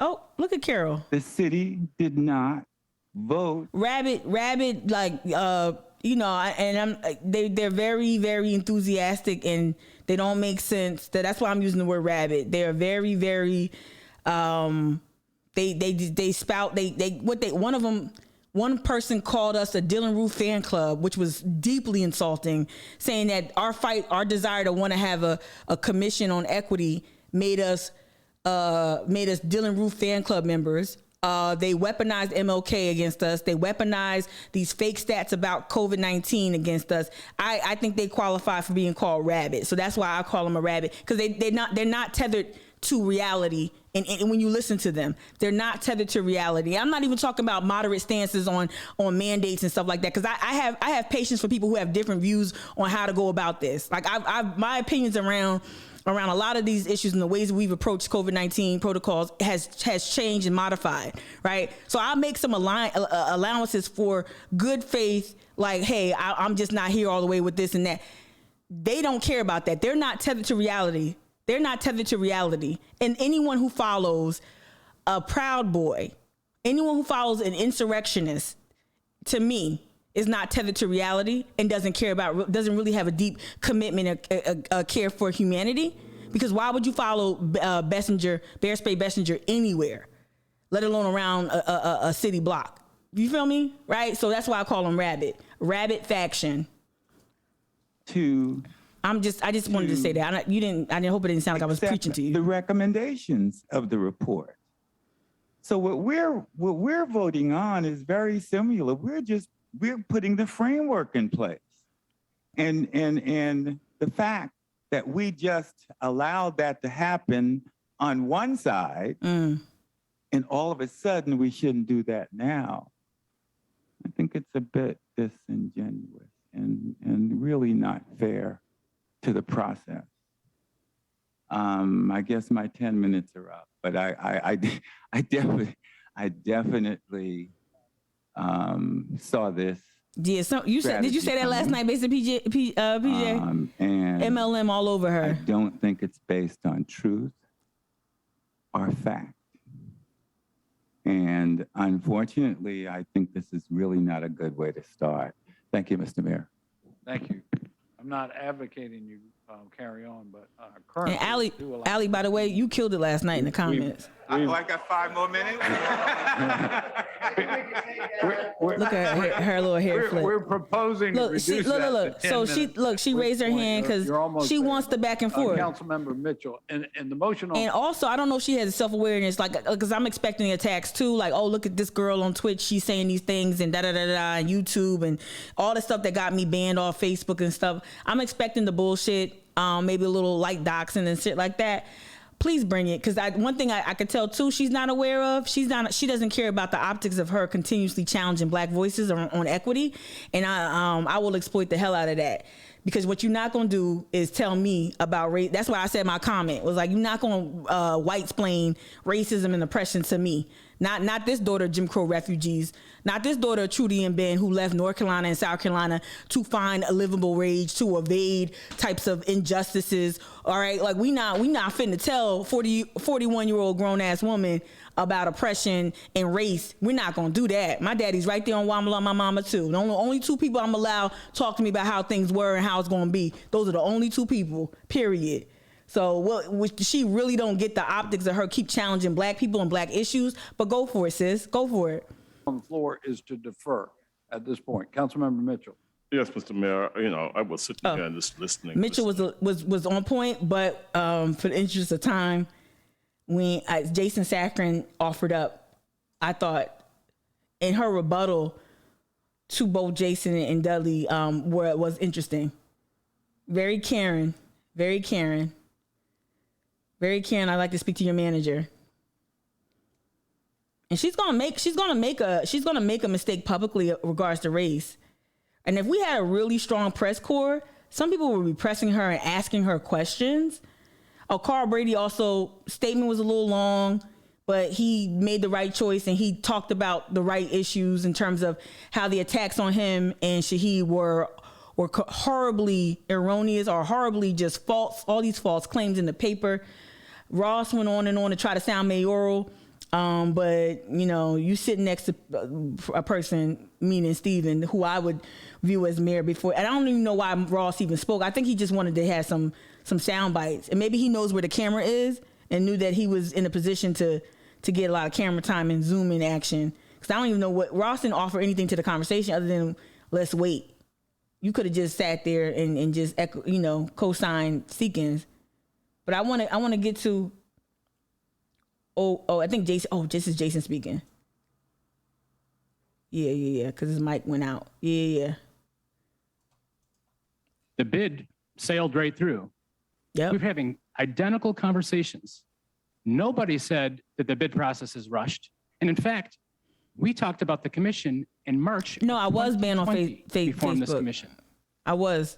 It's been 2 years. So I'm shadow banned on IG and I was banned on Facebook. I hate Facebook anyway. I hate to say that, y'all, but I don't like Facebook. I only go on there to share my content whenever I want.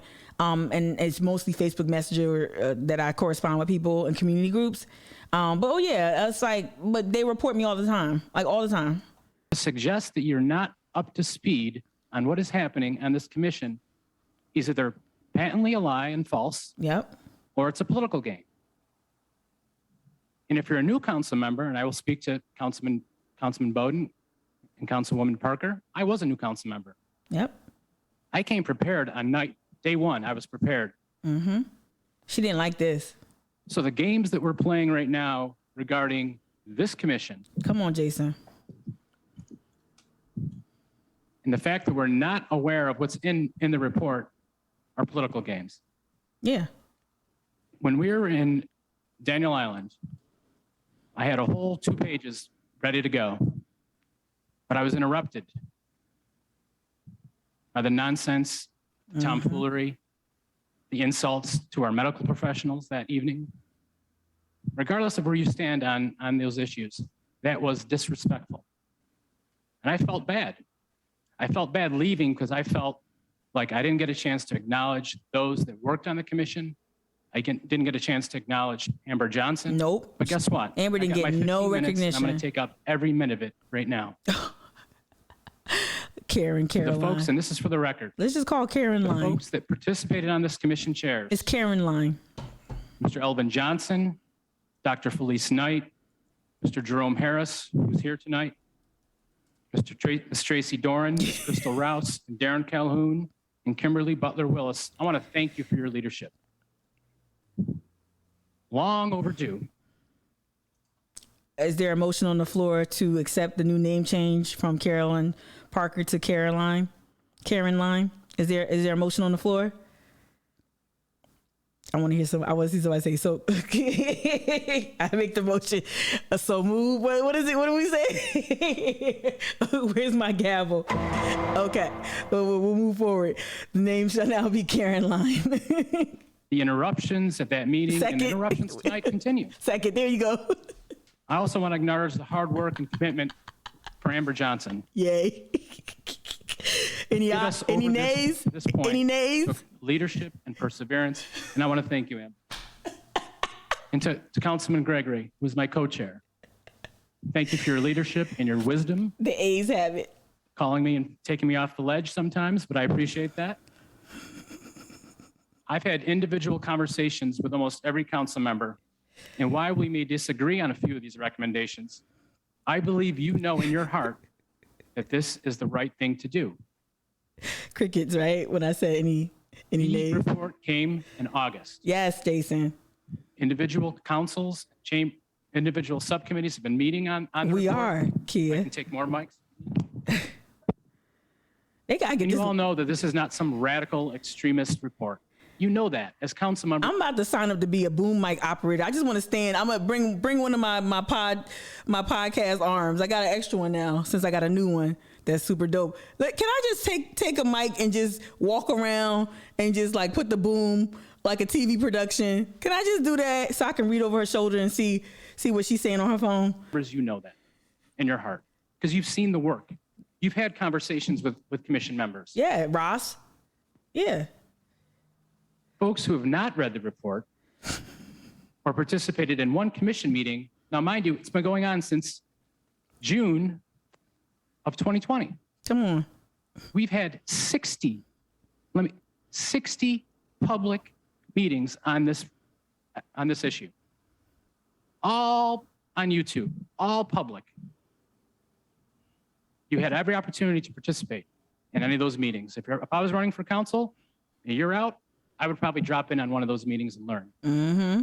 Come on. Tonight's vote is not about any one specific recommendation. So I want to dispel the media reports and social media posts that we're voting on CRT, reparations. Tonight's vote is about allowing the commission to continue its work, even if you don't agree with all 125 recommendations. Right. Just like I don't agree with everything that was in the bid. I decided to vote for it because it's the start. It's the framework. That's what we're asking for you to. No, the camera person needs to get another camera facing Jason and those I wouldn't people. say the funny thing, but the most we need two cameras. Disturbing thing this week is that I've seen people spend money and time to derail this commission with ads, text messages. We have so many issues. Key, I think you made him sugar. What is it? SAKRAN. Not to say that I don't make people into other things, because I do. But SAKRAN, am I missing another A in there? You made him like sugar. Issues in our city to focus I don't know. And you are spending resources and time to derail the formation of a commission. There you go. We're not voting on any one specific recommendation tonight. It's the formation of a commission. Oh, she was smug all night, Kia. She's one of those people who's waiting to rebut. She's not waiting to add thoughtful, like, okay, asking for clarification is all cool. Asking for people to prove a finer point, like make your point, make it finer. I'm all for that. But just sitting there ready to respond, that also, I'm telling you, y'all, check how her thought process. And I know I'm giving away a lot of game right now that she can go, her and her operatives can come and watch, and they're watching now. I'm not under any illusions that everyone in this space is my friend or fan. So like, I'm letting you know this, but we're gonna see if she can get herself out of this. Her thought process is just rebut and obstruct.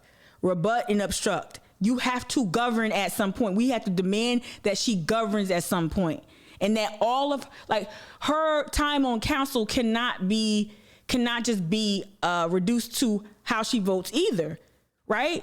I want to see what you construct. What do you build? So if you don't like the commission or equity, what will you? Now I might be asking for Frankenstein to build a monster, but like, wait, it's Dr. Frankenstein, right? Is Dr. Frankenstein? He made the monster. Okay. Anyway, sorry, I'm just making sure. I forgot. I read the book like when I was really, really young, but. But we're gonna see if she actually does anything, like creates anything, and can she create anything that gets the support of a Sea-Kings, right? That gets the support of her peers or whomever. Like I don't want to rattle off names, right? What can you build? So like sometimes we reduce city council to just how they vote, how they show up and vote. We don't really look at what commissions they're on, the conversation they're having on Ways and Means, and their attitudes and their outlooks on zoning and growth and building sustainable growth and environmental justice. We don't really take and present company included. We don't really take up a lot of time to look at how they move and what they actually stand for, not just what they stand against, right? Like, shout out to, I don't want to say their name because they didn't give me permission. Shout out to the people behind the scenes who made a concerted effort to bring thought leaders into city council last night to articulate views during public comment, yes. But shout out to y'all who are actually trying to bring other people into this conversation, to add their thoughts to, what's happening, like bringing in more community in. And that's what this is about too. Like, what do you stand for? All this community, you got, at one point, Karen Line had a packed house. And she definitely has people outside. There's people watching on YouTube. You had a captive audience, and you used it in a self-serving way to do this histrionic exercise, to complete this histrionic exercise of being sworn in an adjacent room. So you getting special treatment. You going in another room with your three adorable, and I mean that, adorable little children. The children off limits. We're not talking about their kids, right? You're in your adorable children. And presumably your partner, you needed that, but like you made this all about theater, a production. You had a captive audience to tell people where you stand and what you are for, but all you did was show up and be against, to obstruct and rebut. That's all you did, and be smarmy and to thumb your nose at the safety protocols that your constituency supports. Even that lady in that pleather jacket behind her, over her shoulder. Even that lady put her mask back on, even though she said some goofy shit on the mic. Like, you completely thumb your nose at the safety protocols, refused to put a mask on the entire time, and got a special accommodation with a swearing in ceremony. You wanted it outside. She said she wanted an outdoor event, is what she asked the mayor for. So she coming out the gate with the daffy shit, all to come up to show up and to obstruct and rebut. And not to add any value to this conversation. I had to blow V a little bit, y'all. Sorry. I guess I need to ask folks that spoke tonight. I need to ask folks that are against it. If no specific recommendations are being voted on this evening, what exactly is making you uncomfortable about allowing this commission to continue to do its work? Right. I'm going to finish my statement, and you could follow up. If I was to guess, it's not about my specific recommendation. So she raised her hand because she doesn't understand how council works yet. To discuss the issues that make you feel uncomfortable. I want to be very clear. Everyone that has come to speak and opposed to this, I've heard over and over. There's folks outside screaming and yelling. I can't take the anger. It's divisive. Right. This work isn't there to make you feel comfortable. No. CRT is not being taught in our schools. I have to just get to this point because I work for the school district. So I think I'm a bit of an expert on what CRT is.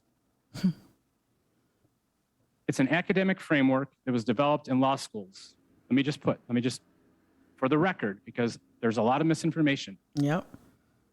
The theory says that racism is part of everyday life. So people, right, white, Evelyn, non-white, who don't intend to be racist. She doesn't understand when her peers have the floor for the allotted 15 minutes each right now. She keeps raising her hands because she thinks this is CNN. She thinks this is Fox News where you get talking heads that just go back and forth with each other. That's not what this is. This can nevertheless make raising her hand. Put your hand down. Racism. Wait. And let me be perfectly honest. I'm not sure I agree with that theory 100%. Oh, here he goes. I'm also not trying to squash any. There he go hedging. I hate when he hedges. Attempt to have a conversation about its merits. They don't hedge on development. CRT is not being taught in our schools, nor this body. And Councilman Ware. Real talk. When the last time you heard him say, I don't agree with this hotel being built, but I'm not against all. You don't ever hear him hedging with other shit. I don't agree with the 19th hotel being built on Meeting Street, but you don't ever hear him hedging like that. I don't agree with a billionaire buying up so much real estate down on the peninsula, but I'm not gonna, like, you never hear that hedging with anything else. Waring has said that we don't have the authority to do that. So I just would ask, if you are out there pushing the idea that CRT is part of this report, and we're pushing it like we don't have the governing body. We can't do that. Yeah. I say the real issue at hand is this, is that there are some people that don't want white kids to learn even the most basic truths about American history. This was a good point. This woman, I'm gonna text Jason. I'm like, look, this right here, this right here to me was such a simple answer that was so important in all of this. It was the easiest. It's one of those holes that got poked. Just like when Mike Seegan was like, well, we got an empty chair, so we can't vote on the commission. But you passed the bill with an empty chair. You passed the budget with an empty chair. This right here it falls in line with that type of hole poking right here. And this is emotional politics at its worst. And some of my colleagues on council know this. And here's a legitimate question. Listen. To all those who think we shouldn't expose our children to the unvarnished history of this great country. Some white people in U.S. history were slave owners, and others were abolitionists. Mm-hmm. People thinking about American history of racism shames white kids should reflect on why they think white kids will associate more with the slave owner guilt rather than the abolitionist pride. Boom. Think about that. Boom. Boom. There were white abolitionists that fought. And, yep. Why is it that teaching history will automatically go to this place where it's white guilt? Seriously. Some have commented that the special commission and even this meeting is going to create more division. We've heard some say that we all get along and there's no need to have these discussions. To them, we say this commission's work is not about getting along, nor is it about making you feel comfortable. And let me be crystal clear about this. And it's not about punishing white people or making white people feel guilty. I don't care how many times I've heard that from folks. This is going to cause great division in our community, that whites and blacks are not going to get along. The notion that we can't have a discussion about race while at the same time honoring our history and our great country while putting things in historical context is a false narrative. We are better than that. And the intent of the commission is to recognize that not every Charlestonian, and this is important, and I think this is important to recognize, not every Charlestonian has had equal access to resources, to power, and the lack of access has created economic, educational, and cultural obstacles for our black citizens. Mm-hmm. That's not history. That's today. Mm-hmm. You don't have to look in the history books to validate these claims. Again, I work for the school district. I've been a public servant. And correct me if I'm wrong, she's a homeschooler, right? Look at our education and criminal justice. A home preschooler today. or something like that? If you don't tell me that there's disparities in our system, that we don't need to be having these discussions, you're not paying attention to what's really happening. And I'm not disparaging homeschoolers or anything like that. I bring it up because these are the people who want to take up so much space, so much air in the room around issues like the issues facing CCSD and whatnot. It's the homeschoolers, the people that say they are medical refugees and they homeschool and they community school or they have their own Montessori. Y'all kids ain't even in public schools. Why are you here? Like, what's the point? Right? And so it's the people who don't participate in democracy, the people who don't participate in all these different institutions wanting the most say and the most visibility, like her, like Caroline, right? She wants so much access to these spaces and decision-making power. You don't even participate. Where's the black and brown community members that support your line of thinking? But yet you want to tell black and brown people how to feel about or how to think about, how to approach organizing around a commission that's built to discuss, not even do nothing, y'all. Let's just keep it real. The Human Affairs and Racial Conciliation Commission, if it does stay, if it doesn't sunset it after 3 years, if it lasts beyond the sunset provision, whatever, like what? Anyway, I got caught up. Anyway. Last couple things. Like where are your friends? Where's the black community members who are not in agreement with that commission? Like what are your black constituency, your black or BIPOC constituency? What are their views on a commission, a toothless commission that's not funded, that doesn't have but one dedicated salaried city employee? Tell me what you are opposing. Like, seriously. This work is about increasing the success for all groups, which means having a real discussion about power. Again, juxtapose our conversation around the bid and this conversation, and you will see this is what the commission is trying to do. She teaches preschool. The power dynamic. Oh, so at a private school, Carol Jack? I keep saying Carol Jack because it says Jack there. Didn't we give Carol a nickname last night? I think I'm gonna go back to the chat. I think I said something silly, but yeah. Okay, so she preschool. So it's a private Christian school, right? It's here. It's in front of us tonight. You're seeing it play out. I gotta have some kids. Why did we not cause for deferral for the bid? That's a rhetorical question. She has them. Conversation some other point. Oh, Kia, she does have black constituents. It's probably some of those people, those black people that Hannah Raskin wrote about, who were getting harassed by the barrel. I got you in the chat, right?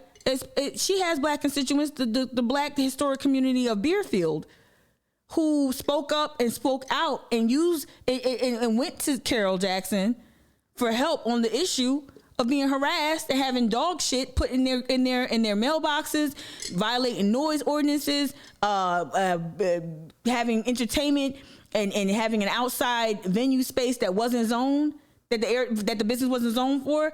Yeah, those are her constituents, but she don't talk about them. Oh, the people have spoken, bitch. Please, I'm sorry. That's just my language. That's my language. I'm not, bitch. Please. The final report, an overwhelming majority of the recommendations are about common sense changes. Just read the report.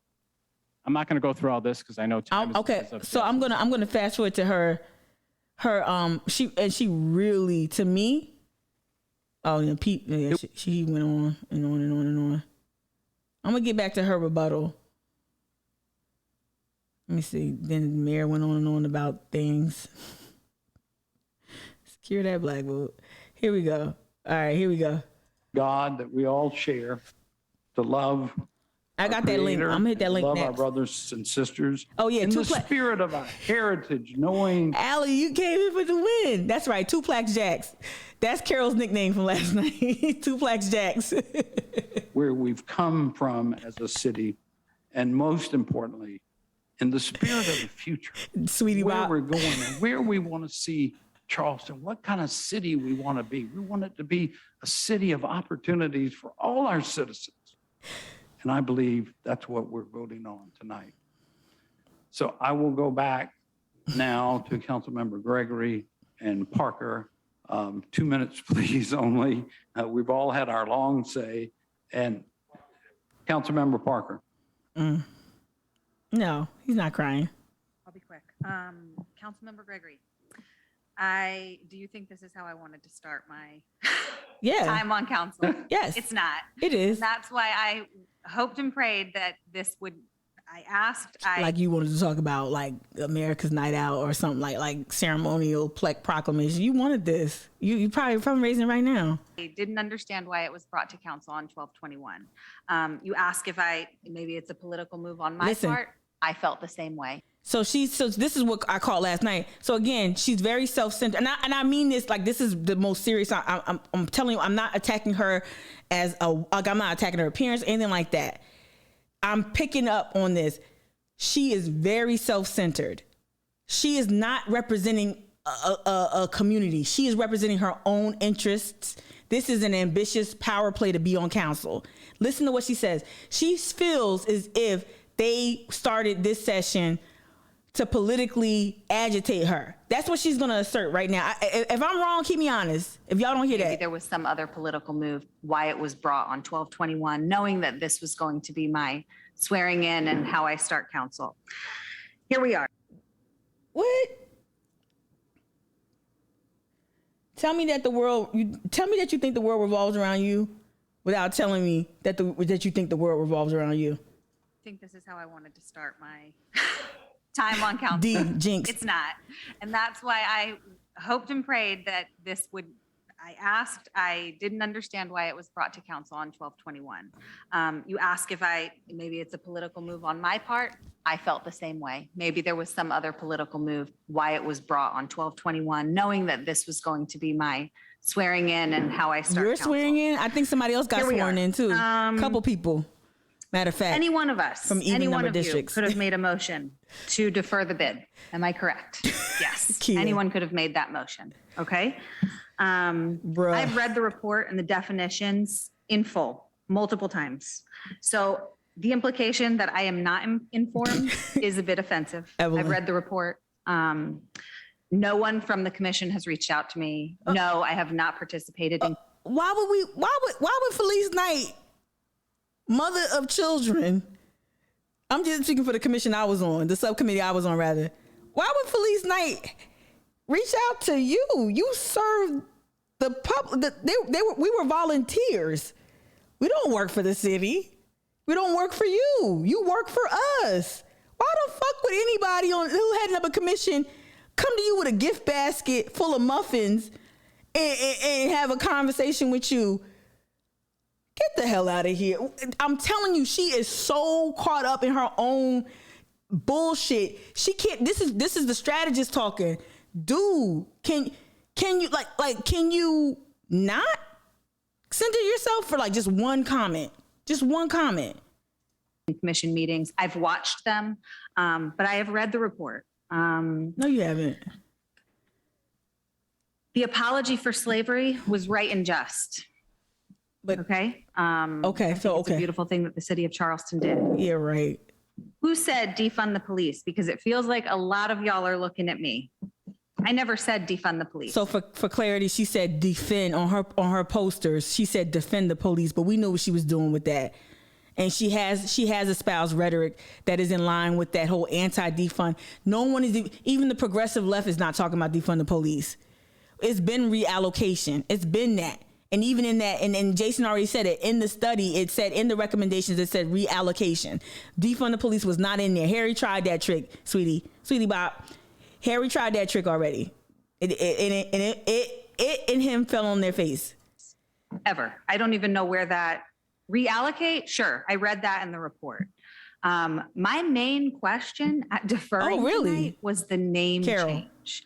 I don't understand as well as the public doesn't understand.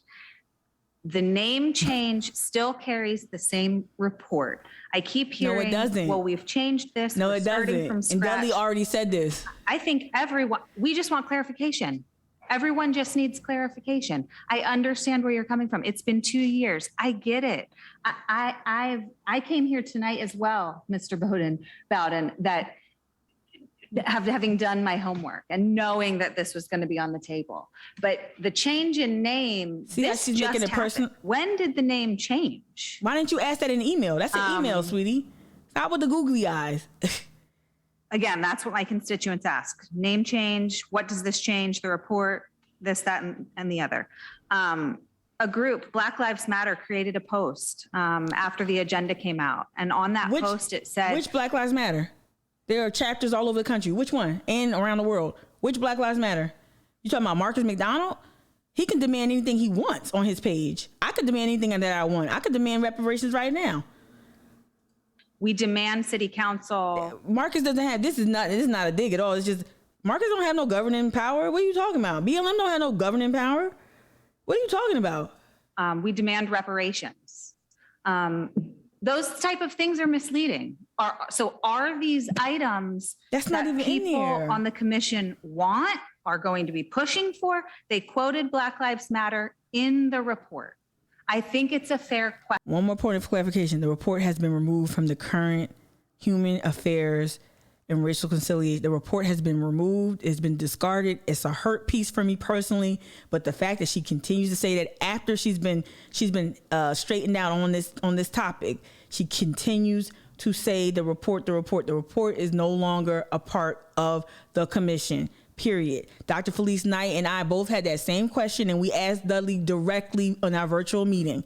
It is not a part of the new commission. It's a new start. It's a mulligan. This is a mulligan.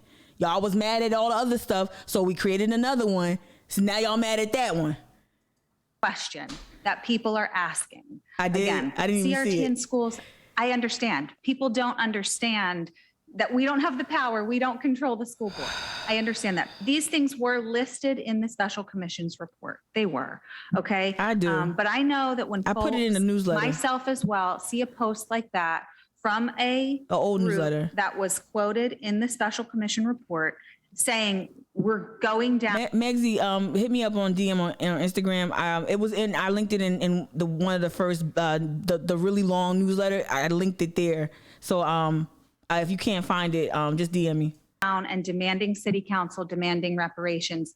Folks have questions. Folks have concerns. Taxpaying citizens have concerns. That's what we were elected to do. Listen to them. Lastly, I mean, critical theory, critical race theory. I've also done my homework. I know exactly where it. She really resented the fact that Dudley told her to do her homework. She really hates being told, like, you ain't do your homework. She really resents that. She really is stuck in her craws. Okay, so we see what gets under your skin. I got you. And it started. So I do understand. And it's not just a 1980s law school. The critical theory aspect started in the 30s, but that's, again, not for tonight. You tried to one up Chakrin. It was actually established. Girl, you don't even know what it is. You still don't know what if you knew what it was and when it was created and how it was typically used, you wouldn't be talking about it in those little Facebook rooms or with the Citadel Republican clubs. You wouldn't even be doing that. So stop it. Stop acting like you know you have a handle on it. You don't even know what human affairs means, apparently. I do apologize. I forget what your question kind of was directed at me was. Look. I forgot. She wanted beef. She don't want governance. Okay. What is it? Would you still like me to answer it or? No, bitch, we gotta go home. You don't remember? All right. Oh.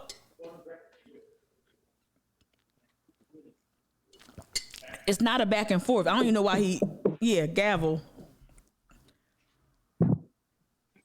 It was not directed to I'll allow you to respond. Okay. And then we'll move on to My response is it wasn't directed to you. It's a rhetorical question. However, you've been very vocal, campaigned. You're here tonight. It's a different thing than campaigning. Yep.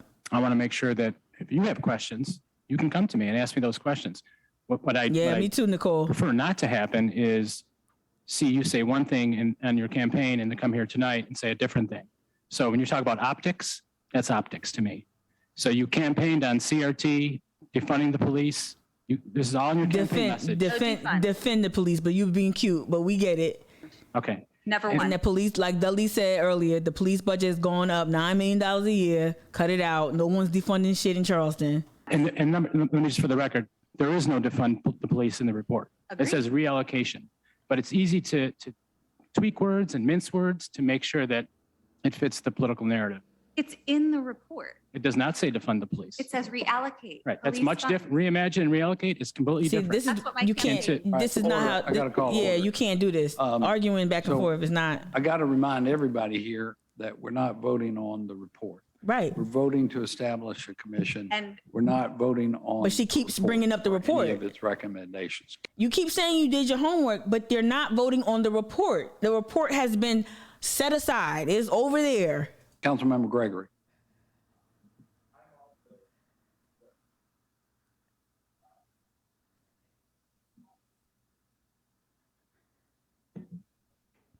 I'm also representing James Island. Yeah. Oh, so this is what she thought. She thought she might drop. I represent James. No, you represent an aspect of James Island. And like I said last night during the live stream, as someone who worked the polls multiple times, I saw Dudley Dudley Gregory's machine on the ground. I saw not just him, but a swath of supporters canvass, come out. Come and check out the voting lines. Dr. Millicent was one of those, right? Civil rights leader, right? So we, Millicent Brown, I saw how it works. He definitely has a good grip on, and that was a while ago, but his name ring bells on James Island in his district. So I don't understand this whole I own James Island, I'm the king of the world thing that she was trying to claim. And I'm glad that they sat her straight. I'm glad that one of the most tenured city council reps and one of the more vocal, newer but more vocal city council people really collected her on this. You don't on some final points. And as a part of my campaign literature, and I'm sure you might have seen it, well, I was very specific in terms of assuring that equity and inclusion be infused into the city of Charleston's program. Agreed, That's D. what Agreed. I sent that out to thousands of people on James Island. I have yet to get one single email from my constituents on James Island opposing it. So what you're getting from the island is a little different from what I'm getting from the island. And let me. No, it's not a back and forth. It's not a Facebook group. I think when you say that they have spoken, yes, a portion spoke. But there was a large number of people, okay, that didn't vote for you, even though you won, and you were pushing through your campaign literature. Yep. Negative. Yep. Stuff about. Very negative campaign. Just on the mirrors, like forget ideology. Very negative campaign. Very negative. The commission.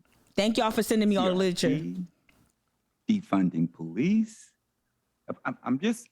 I looked at your stuff, okay? I mean, I'm just saying. Okay. The matter on the floor is yes. the motion. Yes. No, but they had to collect the. I just wanted to make sure, okay? Everyone had an opportunity. Yeah. Okay, and I'm going to. All right, so I'm gonna pause it there because that was the highlights. I want to go back up to that clip that D dropped in the chat a minute ago. Here we go. Is it an update on what happened last night outside City Council? Because this is the other part. I know it's almost 11 o'clock. I'm can I say I'm a dip now, y'all? I know I don't always leave on time. I'm gonna say it now. Because I gotta get rest today. I gotta sit down. Is this the update, D? Oh, it's the season of gathering. It's an ad. Let me just lower the volume. And then the ad stop whenever you move the screen, so they make you listen to the ad, or at least they try to make you listen to the ad. Like, what's going on? Refresh. I just hit mute. Okay. Refresh. This is a Sinclair station. I always just feel like it's important to say that.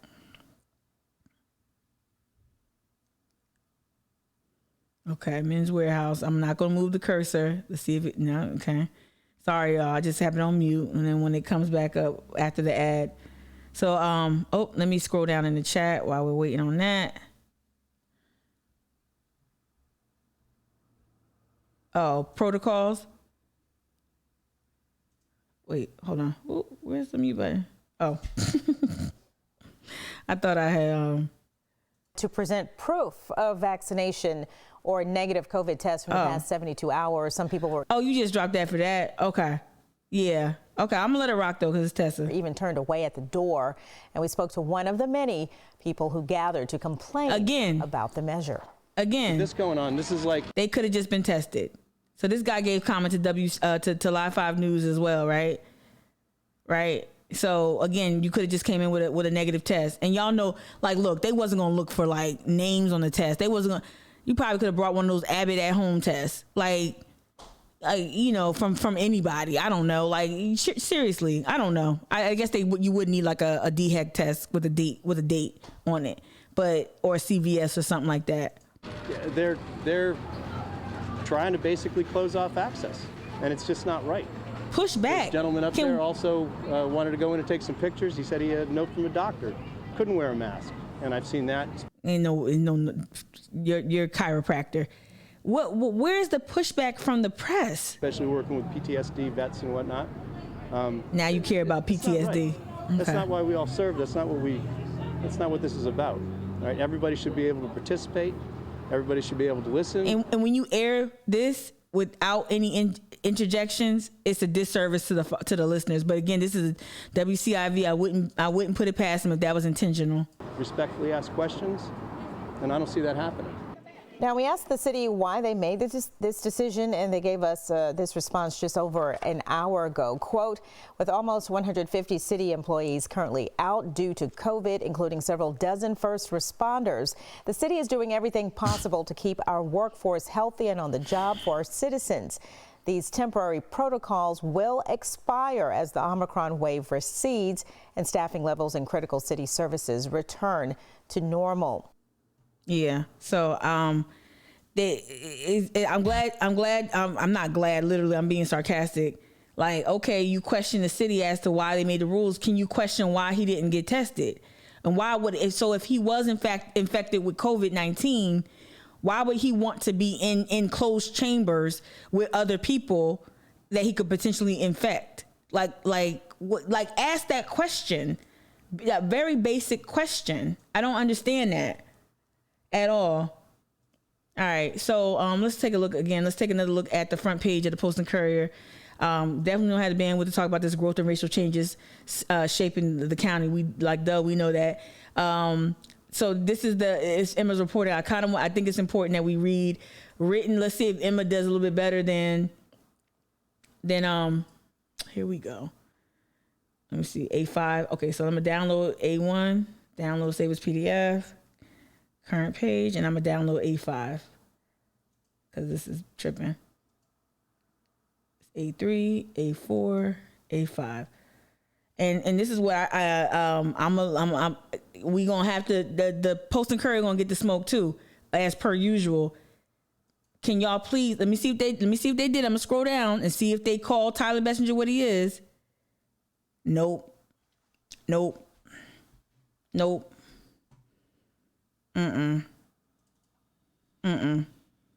So let's read this as a family.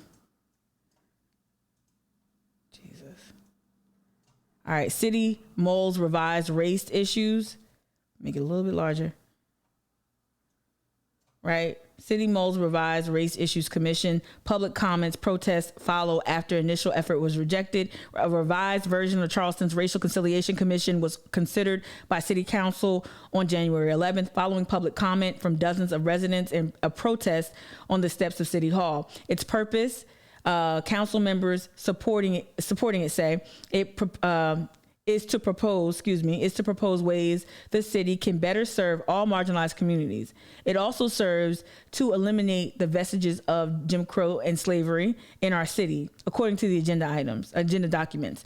Residents gave public comment in person, over the phone, and online, both in favor and against commission. But Emma, how did you document how many people were in favor of? Can we give some more? Okay, let me just keep going. All right. Ignoring racial disparities that exist in our city will not make them go away, said Reverend Adam Shoemaker, rector of St. Stephen Episcopal Church in downtown Charleston. Shoemaker was one of several religious leaders from across the city who spoke in favor of the commission. I want to say this. Cajun got busy last night, and also this other faction of clergy people. And I want to say shout out to the person, you know who you are, who helped whip up that support among white clergy in Charleston. Shout out to you for your work and bringing them into this conversation, because that's what we need to see, right? That's right in the spirit of MLK's letter from a Birmingham jail, right? So I'm glad that Emma got to speak with Reverend Adam Shoemaker, who was in favor of the commission. Okay, Shoemaker is one of several religious leaders from across the city who spoke in favor of the commission. The effort drew protesters who were not only opposing the commission, but also the city's policy on requiring proof of vaccination or a negative COVID-19 test for entry into City Hall. Charleston's new Human Affairs and Racial Conciliation Commission is modeled after a previous temporary commission called the Special Commission on Diversity. That's not it. Was it? I thought it was Equity. Special Commission on Equity, Inclusion, and Racial Conciliation. All right, so let's go to A5. Let's go to A5. All right. I'm going to look at you in the chat in a second. All right, I see the time too. All right, so yeah, she got the name wrong. But anyway, the so-called Committee on Racial Conciliation, which the council wisely voted out of existence, has been resurrected under a new name, said Charleston resident Michael Hogan during a public comment. As of press time, because they had a deadline. As of press time, the item had not been voted on, but we know it was approved. The new commission has a broader scope. The council members behind it said, and it will not be beholden to recommendations of the previous commission, which is a L. That's not a good thing, right? But it strengthens our argument like, yo, pass it. There ain't nothing in it that you objected to other stuff. All right, the commission will push forward to tell the truth about our history, said Marcus McDonald, leader of Black Lives Matter, Charleston. The original commission's 545-page report had 125 recommendations that included a handful of controversial, look at Post and Courier, a handful of controversial items zeroed in on by conservative groups. All right, the original, and see, that's the thing. Tyler's not a conservative. Tyler participates in insurrection. Tyler is a threat to the public. Tyler is someone who believes in using violence to achieve a certain political outcome. Y'all keep having this dude featured prominently without disclosing who he is. Like, I'm really tired of it. Let me, like, for shits and giggles, I know it's almost 11.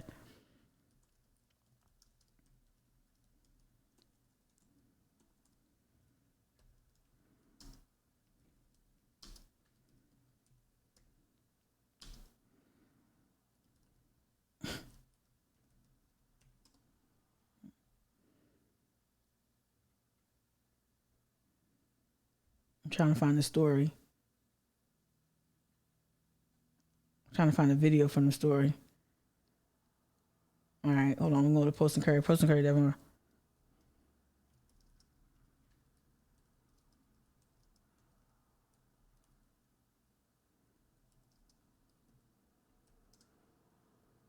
Yeah, here we go. So here it is right here. So the South Carolina secession, this is from 2019. South Carolina Secessionist Party ordered to shut down. So they sued his ass into oblivion, but yet we're still listening to him. This is so Tyler. Okay, I want to be self-aware. When I moved down to Charleston, I went by my middle name almost completely. There was a number of reasons why I did that. I left to get a fresh start, and I was just thinking about fresh start. I went by the name Chantel. Chantel's my name, so it's not like it's weird, but I went by my middle name. I want to acknowledge that. Right? I want to acknowledge that. This dude, though, he got aliases. To me. Because it's JT, TJ, Tyler Bessinger. I keep getting, you got aliases or what? Absolutely hate it, pricking my fingers. You get these calluses and these sores. Okay, so when this ad plays, but we let me see. I'm gonna make it larger. Okay. Here we go. And with that, the South Carolina Secessionist Party closed its virtual presence online and in name. So did y'all see that lawsuit? Just rewind it back. Sign the order. And with that, the South Carolina Secessionist Party closed its virtual presence online James and in name. Tyler Bessinger. A lawsuit filed by an African-American mother concerned that the party posted photos of her children online holding Confederate. So Tyler would go to the Battery and put Confederate flags in the hands of black kids, and then take pictures and say, "Oh, these kids are in favor of the Confederacy." That's what this sick individual would do. Flags. That mother said, "You're not going to mess with my children, because down the road, my children are going to be able to." Shout out Rita. Shout out Roy. Know for certain, should those images ever pop up, my mother not only fought for me, she fought for me and won. And if the Secessionist Party tries to reorganize, now they will be liable for a $1 million fine. There's no action like this. I don't know why this channel did not disclose who was behind the Secessionist Party. Civil action, because when you hit people in the pocketbooks, you get their attention. As for the former leader, he was not in court today. Oh. James Bessinger maintains that his organization was not racist. However, due to new influencers, So he's a coward. He didn't even show up. I didn't know he didn't show up. Bessinger says he was already well on the road to dissolving it when No, he this order wasn't. came down. I feel that racists were being, that there were people who were racist that could have potentially been given a voice. So even though the court document that the people who produced this news used in B-roll, even though the court document clearly said his name was James Tyler Bessinger, they're calling him James Deere. Like, we gotta stop. Like, use all the names. Corey Whittington Allen, James Tyler Bessinger. I'm tired of this whack-a-mole shit where this dude can just pop up with a new costume and ride around town like them damn Kia Soul gerbils, him and his little sycophants, right? I'm tired of them being able to walk around. I can't believe Look, I pop slick about politics and I get blackballed in Charleston. This dude literally participates in insurrection and domestic terrorism and keeps getting a mic thrusted in his face by all the news outlets. I don't understand it. Say his fucking name. Call him out. Call him out. Stop letting the rainbow flag confuse you. Like, you can be gay and problematic. You can be queer and problematic. Yes. You can be queer and a misogynist. You can be queer and a racist. Like, we get it. Okay. Like every time they see the rainbow flag, they just do this crazy math. He replaced the Confederate flag with a rainbow flag. That's it. And a Proud Boys flag. That's not a voice I was willing to give. And a Gadsden flag. We just love one another. Then no. This all this stuff. No, I'm sorry, Your Honor. If we just love each other, get out of here. All this stuff. No. Go away. No. For some reason, we have a difficult. Ain't no we. Very difficult. Ain't no we. I ain't gonna As we. ordered by the court, Bessinger says he has apologized to the mother of those 2 children and has also donated $1,000 to the NAACP. Working for you, Ann Emerson, ABC News. Yeah, that's who he is. So can we stop with the Tyler, showed up and just, this JT guy, like, do your due diligence. I don't get that. All right. I'm trying to just tie it up. I know I haven't been looking at the chat. Hey, owl lady. Right. Sorry for not being able to read everything. Let me see. Can't believe this new. Joy, you said, good morning, Joy. How you doing? Joy, you said, can I say how much? Oh, what? Oh, thank you. I appreciate you, Joy. I appreciate you. Put the AKs up there. I see that. I appreciate you. Yeah, I'm gonna wrap it up because this is a lot. Tomorrow we're gonna talk about sheriffs behaving badly throughout the whole entire goddamn state. Shout out to my girl. I ain't gonna say her name. Finally, our honeymoon. Shout out to sorry, y'all. Shout out to my girl who's been trying to put me up on why don't you just put me up on what's happening with sheriffs, with law enforcement acting badly. We'll talk about that. Shout out to April who came today. I'm trying to just tie it up. I mean, I can go on and on. I can go on and on. Oh, look at this dummy. Y'all don't know, Mint Nelson, and you don't even follow me, but you find shit. I can't stand Mint Nelson. Mint and a number of other, I can't stand him. Yeah. So yeah, I got time today though, Mint. I got an hour. But yeah, I don't know why you follow, like why I don't follow you and I don't retweet you. But anyway, black men love it. They just love me. They love me. Yay. I'm popular. Okay.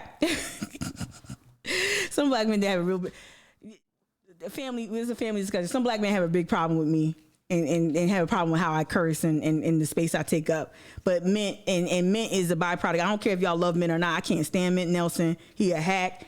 He and Quentin's close-ups are black mediocrity and that keep getting lifted up for doing whack stuff and I just can't. So anyway, sorry. That's just how I feel. That's how I feel. Have a good day. I know I'm spicy, but you'll build up a tolerance to it, or become spicy like me. So take care of yourself. For real, take care of yourself. Last night was a marathon, but y'all poured into me, and which really means a lot. But more importantly, I felt like we had each other, because watching city council like I used to do in my car, on YouTube or going in person was never, ever, like it felt like a chore. And while it was hard last night, and I definitely jumped in that bed like a cartoon, jumped in there and the sheets just sprung up. It